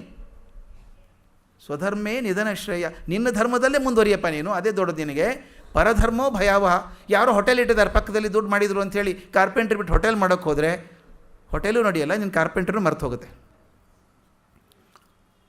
ಯಾವಾಗಲೂ ಹಾಗೆ ಇವತ್ತು ಮಾಡರ್ನ್ ಮ್ಯಾನೇಜ್ಮೆಂಟ್ ಹೇಳುವಂಥದ್ದು ಅದೇನೆ. Work within the areas of competence, sphere of competence. ನಿಮಗೆ ಯಾವುದರಲ್ಲಿ ಶಕ್ತಿ ಇದೆಯೋ ಅದನ್ನು ವೃದ್ಧಿ ಮಾಡ್ಕೊಳ್ಳಿ. ಶಕ್ತಿ ಇರಲಾರ್ದನ್ನು ಬಿಟ್ಟು ಇನ್ನೊಂದು ಕಡೆ ಹೋಗ್ತಿರಲ್ಲ, ಅದಕ್ಕೆ ಹೇಳ್ತಾರೆ ಸರ್ವಧರ್ಮಾನ್ ಪರಿತ್ಯಜ್ಯ. ನೀನು ಯಾವ್ಯಾವ ಹಾದಿಯಲ್ಲಿ ಮುಂದುವರಿಯಬೇಕಂತೀಯಲ್ಲಪ್ಪ, ಎಲ್ಲ ವರಿ, ಕೆಲಸ ಮಾಡು, ಕೆಲಸಗಳನ್ನು ಮಾಡಿ ಎಲ್ಲವನ್ನು ನನಗೆ ಬಿಡು. ಕೊನೆಗೆ ಸರ್ವಧರ್ಮಾನ್ ಪರಿತ್ಯಜ್ಯ ಮಾಮೇಕಂ ಶರಣಂ ವೃಜ, ನನ್ನ ಶರಣಾಗಿಬಿಡು. ಕೊನೆಗೆ ಎಲ್ಲ ಧರ್ಮ ನೀ ಏನೇನು ಮನಸ್ಸು ಮಾಡ್ಕೋತೀಯಲ್ಲ, ಕೆಲಸ ಮಾಡೋದು ಬಿಡಬೇಡ, ಕೆಲಸ ಮಾಡಿ ಕೊನೆಗೆ ನನಗೆ ಶರಣಾಗಿಬಿಡು. ನಾವು ಹಾಗೆ ತಾನೇ ಪೂಜೆ ಮಾಡಿದಾಗ ಆಗೋದು.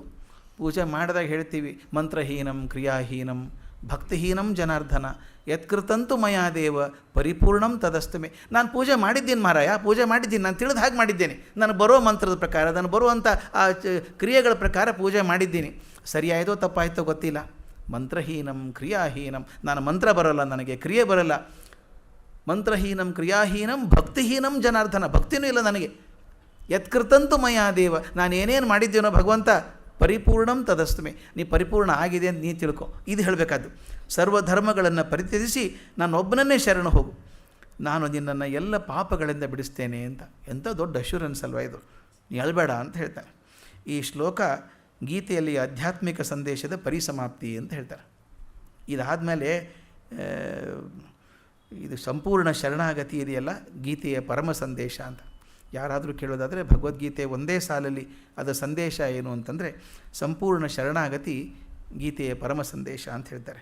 ಅದನ್ನು ಡಿ ವಿ ಜಿ ನಮ್ಮ ಕಗ್ಗದ ಕೊನೆಯ ಪದ್ಯದಲ್ಲಿ ನಾನು ಅಂದ್ಕೊಂಡದ್ದು ಭಾಳ ಚೆನ್ನಾಗಿದೆ ಅಂತ. 945 ಶರಣು ಹೋಗು ಜೀವನ ರಹಸ್ಯದಲ್ಲಿ ಸತ್ವದಲ್ಲಿ, ಶರಣು ಜೀವನವ ಸುಮವೆನಿಪ ಯತ್ನದಲ್ಲಿ,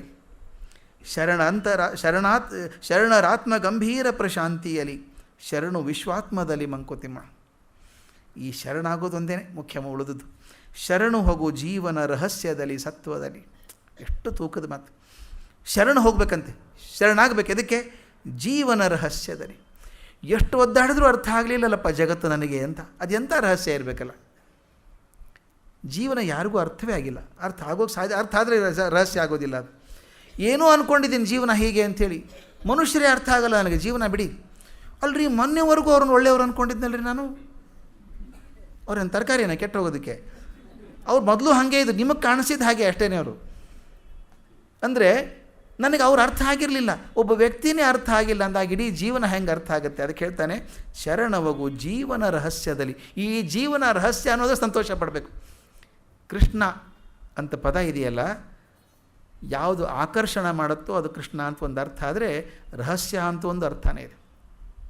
ಕೃಷ್ಣ ಅಂದರೆ ರಹಸ್ಯವಾಗಿರೋದು. ಕಪ್ಪಾಗಿದ್ದಾನೆ ಕೃಷ್ಣ ಅಂತ ಹೇಳ್ತೀವಿ. ಕಪ್ಪಿಗೆ ಇನ್ನೊಂದು ಅರ್ಥ ರಹಸ್ಯವಾದದ್ದು. ಭಗವಂತ ಹೇಗಿದ್ದಾನೆ ಹೇಳಿಬಿಟ್ರೆ ಭಗವಂತ ಆಗೋದಿಲ್ಲ. ಅದು ಅದರಿಂದ ರಹಸ್ಯವಾಗೇ ಇರಬೇಕು. ಆ ರಹಸ್ಯವಾಗೇ ಇರಬೇಕು, ಅರ್ಥ ಆಗೋ ಹಂಗಿಲ್ಲ ಅದು. ಅದಕ್ಕೆ ಹೇಳ್ತಾರೆ ಶರಣವಗು ಜೀವನ ರಹಸ್ಯದಲ್ಲಿ ಸತ್ವದಲ್ಲಿ. ಆ ಸತ್ವ ಇದೆಯಲ್ಲ ಅದಕ್ಕೆ ಶರಣು ಹೋಗು. ಶರಣು ಜೀವನವ ಸುಮವೆನಿಪ ಯತ್ನದಲ್ಲಿ. ಎಷ್ಟು ಚಂದ ಮಾತಿದು. ಶರಣು ಜೀವನವ ಸುಮವೆನಿಪ ಯತ್ನದಲ್ಲಿ. ನನ್ನ ಇಡೀ ಬದುಕು ಹೂವಿನ ಹಾಗೆ ಆಗಬೇಕು ಅಂತ ಪ್ರಯತ್ನ ಇದೆಯಲ್ಲ, ಆ ಪ್ರಯತ್ನಕ್ಕೆ ಶರಣು ಹೋಗು. ಜೀವನ ಭಾರ ಮಾಡ್ಕೋಬೇಡ, ಭಾಳ ಭಾರ ಮಾಡ್ಕೋಬೇಡ. ಜೀವನ ಅಷ್ಟು ಕಷ್ಟಪಡೋದಲ್ಲ. ಒದ್ದಾಡಿದ್ರೆ ಜೀವನನೇ ಅಲ್ಲ. ಸುಮವೆನಿಪ ಯತ್ನದಲ್ಲಿ. ಆ ಹೂವು ಹೇಗೆ ಹಗರಾಗಿದೆ, ಹಗರಾಗೋದಷ್ಟೇ ಅಲ್ಲ, ತಾನು ಬದುಕಿರೋವರೆಗೂ ಕೂಡ ಸುವಾಸನೆ ಕೊಡ್ತಾ ಇರುತ್ತೆ. ಹಾಗೆ ನೀನು ಹಾಗಾಗಿ ಜೀವನವನ್ನು ಸುಮ ಅನ್ನಿಸ್ಬೇಕು. ಹೂ ಆಗಬೇಕು ನನ್ನ ಜೀವನ ಅಂದರೆ ಹಗುರಾಗಿರಬೇಕು. ಸ್ವಲ್ಪ ಕಾಲ ಬದುಕಿದರೂ ಕೂಡ ಬದುಕಿರೋ ಕೊನೆ ಕ್ಷಣದವರೆಗೂ ಬದುಕಿ ಸುತ್ತಮುತ್ತಲಿದ್ದಂಥವರಿಗೆ ಸುವಾಸನೆಯನ್ನು ಕೊಡುವಂಥದ್ದಾಗಬೇಕು. ಶರಣು ಜೀವನವ ಸುಮವೆನಿಪ ಯತ್ನದಲ್ಲಿ, ಶರಣರ ಆತ್ಮಗಂಭೀರ ಪ್ರಶಾಂತಿಯಲ್ಲಿ. ಆತ್ಮಗಂಭೀರ ಪ್ರಶಾಂತಿಯಲ್ಲಿ. ಇಷ್ಟು ಅದ್ಭುತ ಮಾತದು. ಗಂಭೀರವಾದದ್ದು, ಪ್ರಶಾಂತವಾದದ್ದು. ನೋಡಿರಬೇಕು, ನದಿ ಹರಿತಾ ಇರಬೇಕಾದ್ರೆ ಆಳ ಕಮ್ಮಿ ಇದ್ದಲ್ಲಿ ಸದ್ದು ಜಾಸ್ತಿ ಇರುತ್ತೆ. ಬಡ ಬಡ ಬಡ ಬಡ ಹೋಗ್ತಾ ಇರುತ್ತೆ ನೀರು. ಆಳ ಜಾಸ್ತಿ ಇದ್ದಾಗ ಹರಿತದೋ ಇಲ್ಲೋ ಕೂಡ ಗೊತ್ತಾಗಲ್ಲ. ಕೆಲವು ಕಡೆ ಗಂಗೆ ನೋಡ್ಬೇಕು ನೀವು, ಅದು ಪೂರ್ತಿ ಈ ಹೊತ್ತಿಗೆ ನದಿ ತುಂಬ್ಕೊಂಡಿರುತ್ತಲ್ಲ, ನೀರು ನಿಂತು ಯಾವ ಕಡೆ ಹರಿತದೆ ಗೊತ್ತಾಗಲ್ಲ, ನಿಂತ್ಕೊಂಡಂಗೆ ಅನಿಸುತ್ತೆ. ಆದರೆ ಕಾಲಿಟ್ಟರೆ ಚಕ್ ಅಂತ ಎಳ್ಕೊಂಡು ಹೋಗ್ಬಿಡುತ್ತೆ. ಆ ಮೇಲೆ ನೋಡಿದ್ರೆ ಪ್ರಶಾಂತವಾಗಿದೆ, ಆದರೆ ಗಂಭೀರವಾಗಿದೆ ಅದು. ಅದಕ್ಕೆ ಹೇಳ್ತಾರೆ ಶರಣರಾತ್ಮ ಗಂಭೀರ ಪ್ರಶಾಂತಿಯಲ್ಲಿ, ಶರಣು ವಿಶ್ವಾತ್ಮದಲ್ಲಿ ಮಂಕುತಿಮ್ಮ. ಈ ವಿಶ್ವದ ಆತ್ಮದಲ್ಲಿ ನಾನು ಶರಣಾಗಬೇಕು. ಡಿ ವಿ ಜಿ ಹೇಳ್ತಿರೋದು ಪದ್ಯ ಭಾಳ ಅದ್ಭುತವಾಗಿರೋದು, ನನಗೆ ಮುಟ್ಟೋದು ಮನಸ್ಸಿಗೆ. ಅಂತಂದರೆ ನಗು ಮನದಿ ಲೋಗರ ವಿಕಾರಗಳನ್ನು ನೋಡಿ, ಬಿಗಿ ತುಟಿಯ ದುಡಿವೊಂದು ನೋವ ಪಡುವೊಂದು, ಪಡು ವಿಶ್ವ ಜೀವನದ ಜೀವಾಂತರಂಗದಲ್ಲಿ ನಗು ನಗುತ್ತ ಬಾಳ್ ತೆರಳು ಮಂಕುತಿಮ್ಮ. ಇದೆಷ್ಟು ಚಂದ. ವಿಶ್ವದ ಆತ್ಮದಲ್ಲಿ ಇದು ಎಲ್ಲಿಗೆ ಹೋಗಬೇಕು ಅಂದರೆ ಬರೀ ನನ್ನ ಮನೆ, ನನ್ನ ಹೆಂಡತಿ, ನನ್ನ ಮಕ್ಕಳು, ಇದು ಒಂದು ಮನೆ ಆಯಿತು. ಇಡೀ ಒಂದು ಪರಿವಾರ, ಒಂದು ಕುಟುಂಬ, ಒಂದು ಊರು, ಒಂದು ವ್ಯವಸ್ಥೆ, ಒಂದು ರಾಜ್ಯ, ಒಂದು ದೇಶ, ಒಂದು ಜಗತ್ತು. ಈ ವಿಶ್ವ ನಾನು ಹೋಗೋದಾದರೆ ಬರೀ ಇಲ್ಲಿ ಹೋಗೋದಲ್ಲ, ಇಡೀ ವಿಶ್ವದ ಆತ್ಮಕ್ಕೆ ಹೋಗಬೇಕು. ಶರಣು ವಿಶ್ವಾತ್ಮದಲ್ಲಿ ಮಂಕುತಿಮ್ಮ. ಹೀಗೆ ನನ್ನ ಮನಸ್ಸನ್ನು ವಿಸ್ತಾರ ಮಾಡ್ಕೊಂಡು ಹೋಗಬೇಕು ಅಂತ ಇಷ್ಟೆಲ್ಲ ಹೇಳಿಬಿಟ್ಟು ಕೊನೆಗೆ ಕೃಷ್ಣ ಅರ್ಜುನನ ಕೇಳ್ತಾರೆ, ಏನಪ್ಪ ನೀನು ಅಜ್ಞಾನ ಮೋಹ ಹೋಯ್ತಾ ಅಂತ ಕೇಳ್ತಾರೆ. ಆ ತಕ್ಷಣ ಅವನು ಹೇಳುವಂಥ ಪ್ರತಿಯಾದ ಅರ್ಜುನ ಮಾತಿದೆ, ಭಾಳ ಚಂದ. ನಷ್ಟೋ ಮೋಹ ಸ್ಮೃತಿರ್ಲಬ್ಧ ತತ್ಪ್ರಸಾದಾತ್ಮಯ ಅರ್ಜುನ ಮಯಾಚ್ಯುತ, ಸ್ಮಿತೋಸ್ಮಿ ಗತ ಸಂದೇಹ ಕರಿಷ್ಯೆ ವಚನಂ ತವ. ಈ ಕಡೆ ಮಾತು ಭಾಳ ಮುಖ್ಯ ಇದು. ನಷ್ಟೋ ಮೋಹ ಅಚ್ಯುತ, ನಿನ್ನ ಕೃಪೆಯಿಂದ ನನ್ನ ಮೋಹ ಎಲ್ಲ ಹೋಯ್ತಪ್ಪ. ಈಗ ಸ್ಮೃತಿರ್ಲಬ್ಧ, ನನಗೆ ಜ್ಞಾನೋದಯ ಆಗಿದೆ, ನಾನು ಸಂದೇಹ ಇಲ್ಲದವನಾಗಿದ್ದೇನೆ. ಈಗ ನಿನ್ನ ಆಜ್ಞೆಯನ್ನು ಪರಿಪಾಲಿಸ್ತೇನೆ ಅಂತ. ಅಲ್ಲಿವರು ಯುದ್ಧ ಬೇಡ ಬೇಡ ಬೇಡ ಅಂದವನು ತಸ್ಮಾತ್ ಯುದ್ಧಸ್ವ, ಯುದ್ಧ ಮಾಡು ಅಂತ ಹೇಳಿದ್ದ. ಈಗ ನಿನ್ನ ಆಜ್ಞೆಯನ್ನು ಪಾಲಿಸ್ತೀರಿ, ನನ್ನ ನಷ್ಟ ಮೋಹ ಹೋಯಿತು, ಸಂದೇಹ ಹೋಯಿತು, ನಂದೀಗ ಯುದ್ಧ ಮಾಡ್ತೇನೆ ಅಂತ ಹೇಳ್ತಾನೆ. ಈಗ ನಮಗೂ ಅದೇ ಕೆಲಸ. ನಮಗೆ ನಷ್ಟ ಮೋಹ ಹೋಗಬೇಕು, ಸಂದೇಹಗಳು ಹೋಗಬೇಕು, ಅದರ ಜೊತೆಗೆ ಕೆಲಸ ಮಾಡೋದಕ್ಕೆ ಒಂದು ಉತ್ಸಾಹ ಬರಬೇಕು. ಆ ಉತ್ಸಾಹ ಬರೋದಕ್ಕೆ ಆ ಶಕ್ತಿ ದೊರಕುವಂಥದ್ದು ಭಗವದ್ಗೀತೆಯಲ್ಲಿ. ಆ ಭಗವದ್ಗೀತೆಯ ತಾತ್ಪರ್ಯವನ್ನೆಲ್ಲ ಮಂಕುತಿಮ್ಮನ ಕಗ್ಗದಲ್ಲಿ ಕಾಣಿಸ್ತದೆ. ಅದಕ್ಕೆ ಎಷ್ಟೋ ಸಲ ಜೀವನದಲ್ಲಿ ಯಾವತ್ತಾದರೂ ಒಂಚೂರು ಬೇಜಾರಾದರೆ, ನಿರಾಸೆ ಆದರೆ, ಒಂಚೂರು ದುಃಖ ಆದರೆ ಏನಿಲ್ಲ, ಮಂಕುತಿಮ್ಮನ ಕಗ್ಗ ಹಿಡ್ಕೋಬೇಕು. ಯಾವುದೇ ಪುಟ ತೆಗೀರಿ, ಈ ಕಡೆ 5 ಈ ಕಡೆ 4 ಪದ್ಯ ಸಿಗ್ತದೆ, ಓದಿ. ತಮಾಷೆ ಹೇಳ, ಈ ನಾಡಿ ಶಾಸ್ತ್ರ ಅಂತ ಕೆಲವರು ಹೇಳ್ತಾರೆ. ನಾನು ನೋಡಿಲ್ಲ, ಅದನ್ನು ಕೇಳಿದ್ದೀನಿ, ಅದ್ರ ಬಗ್ಗೆ ತುಂಬ ಕೇಳಿದ್ದೀನಿ. ಅವ್ರು ಇರ್ತಾರೆ, ಜ್ಯೋತಿಷ್ಗಳು ಇರ್ತಾರಂತೆ, ಪುಸ್ತಕ ಇಟ್ಟಿರ್ತಾರೆ, ಹಿಂಗೆ ಕಡ್ಡಿ ಸೇರಿಸ್ಬೇಕಂತೆ. ಕಡ್ಡಿ ಸೇರಿಸ್ಬಿಟ್ಟು ಹಿಂಗೆ ತೆಗೆದ್ರೆ ನಿಮ್ಮ ಮನಸ್ಸಲ್ಲಿ ಪ್ರಶ್ನೆ ಇತ್ತಲ್ಲ ಅದಕ್ಕೆ ಉತ್ತರ ಸಿಗುತ್ತೆ ಅಂತ ಹೇಳ್ತಾರೆ. ಬಹುಶಃ ನಿಮ್ಮ ಮನಸ್ಸಿಗೆ ಉತ್ತರ ಸಿಗುತ್ತೋ ಆ ಉತ್ತರದ ತರವಾಗಿ ನಿಮ್ಮ ಮನಸ್ಸು ಆಗುತ್ತೋ ಗೊತ್ತಿಲ್ಲ, ಆದರೆ ಅದು ಪದ್ಧತಿ ಇದೆ ಅಂತ ಹೇಳ್ತಾರೆ. ನನಗನ್ನಿಸೋ ಮಟ್ಟಿಗೆ ಕಗ್ಗ ಆಗಿದೆ. ಈ ಮನಸ್ಸಿನ ಯಾವುದೋ ಒಂದು ಹಂತದಲ್ಲಿ ತುಂಬ ಸಂತೋಷ ಆದಾಗೋ, ದುಃಖ ಆದಾಗೋ, ನಿರಾಸೆ ಆದಾಗೋ, ಏನೂ ಆದಾಗ ಆ ತೆಗೀರಿ, ನಿಮ್ಮ ಮನಸ್ಸಿಗೆ ಒಂದು ಪದ್ಯ ಸಿಕ್ಕೇ ಸಿಗುತ್ತೆ, ಮಾರ್ಗದರ್ಶನ ತೋರಿಸುವಂತ ಸಿಗುತ್ತೆ. ನಾವು ಆವಾಗ ಪುಸ್ತಕ ಓದಿದಾಗ ನಷ್ಟೋ ಮೋಹ ಸ್ಮೃತಿರ್ಲಬ್ಧ ಅಂತ ಹೇಳ್ಬೋದು. ಹೀಗಾದಾಗ ಯುದ್ಧ ಪ್ರಾರಂಭ ಆಯಿತು. ಯುದ್ಧ ಪ್ರಾರಂಭ ಆದಮೇಲೆ ಯತ್ರ ಯೋಗೇಶ್ವರ ಕೃಷ್ಣೋ ತತ್ರ ಪಾರ್ಥೋ ಧನುರ್ಧರಃ ತತ್ತಶ್ರೀ ವಿಜಯೋ ಭೂತೋ ಧ್ರುವ ನೇತಿರ್ಮತಿರ್ಮಮ. ಮಾರ್ಗದರ್ಶನ ಮಾಡುವಂಥ ಯೋಗೇಶ್ವರನಾದ ಕೃಷ್ಣ, ಧೀಮಂತನಾದ ಶಕ್ತಿಶಾಲಿಯಾದಂಥ ಯೋಧ ಅರ್ಜುನ ಎಲ್ಲೆಲ್ಲಿದ್ದಾರೋ ಅಲ್ಲಿ ಯಶಸ್ಸು ಯಾವಾಗಲೂ ಖಂಡಿತವಾಗಿ ದೊರೀತದೆ ಅಂತನ್ನುವಂಥ ಮಾತಿನಲ್ಲಿ 18ನೇ ಅಧ್ಯಾಯ ಮುಕ್ತಾಯ ಆಗ್ತದೆ. ತಮ್ಮೆಲ್ಲರಿಗೂ ನಮಸ್ಕಾರ.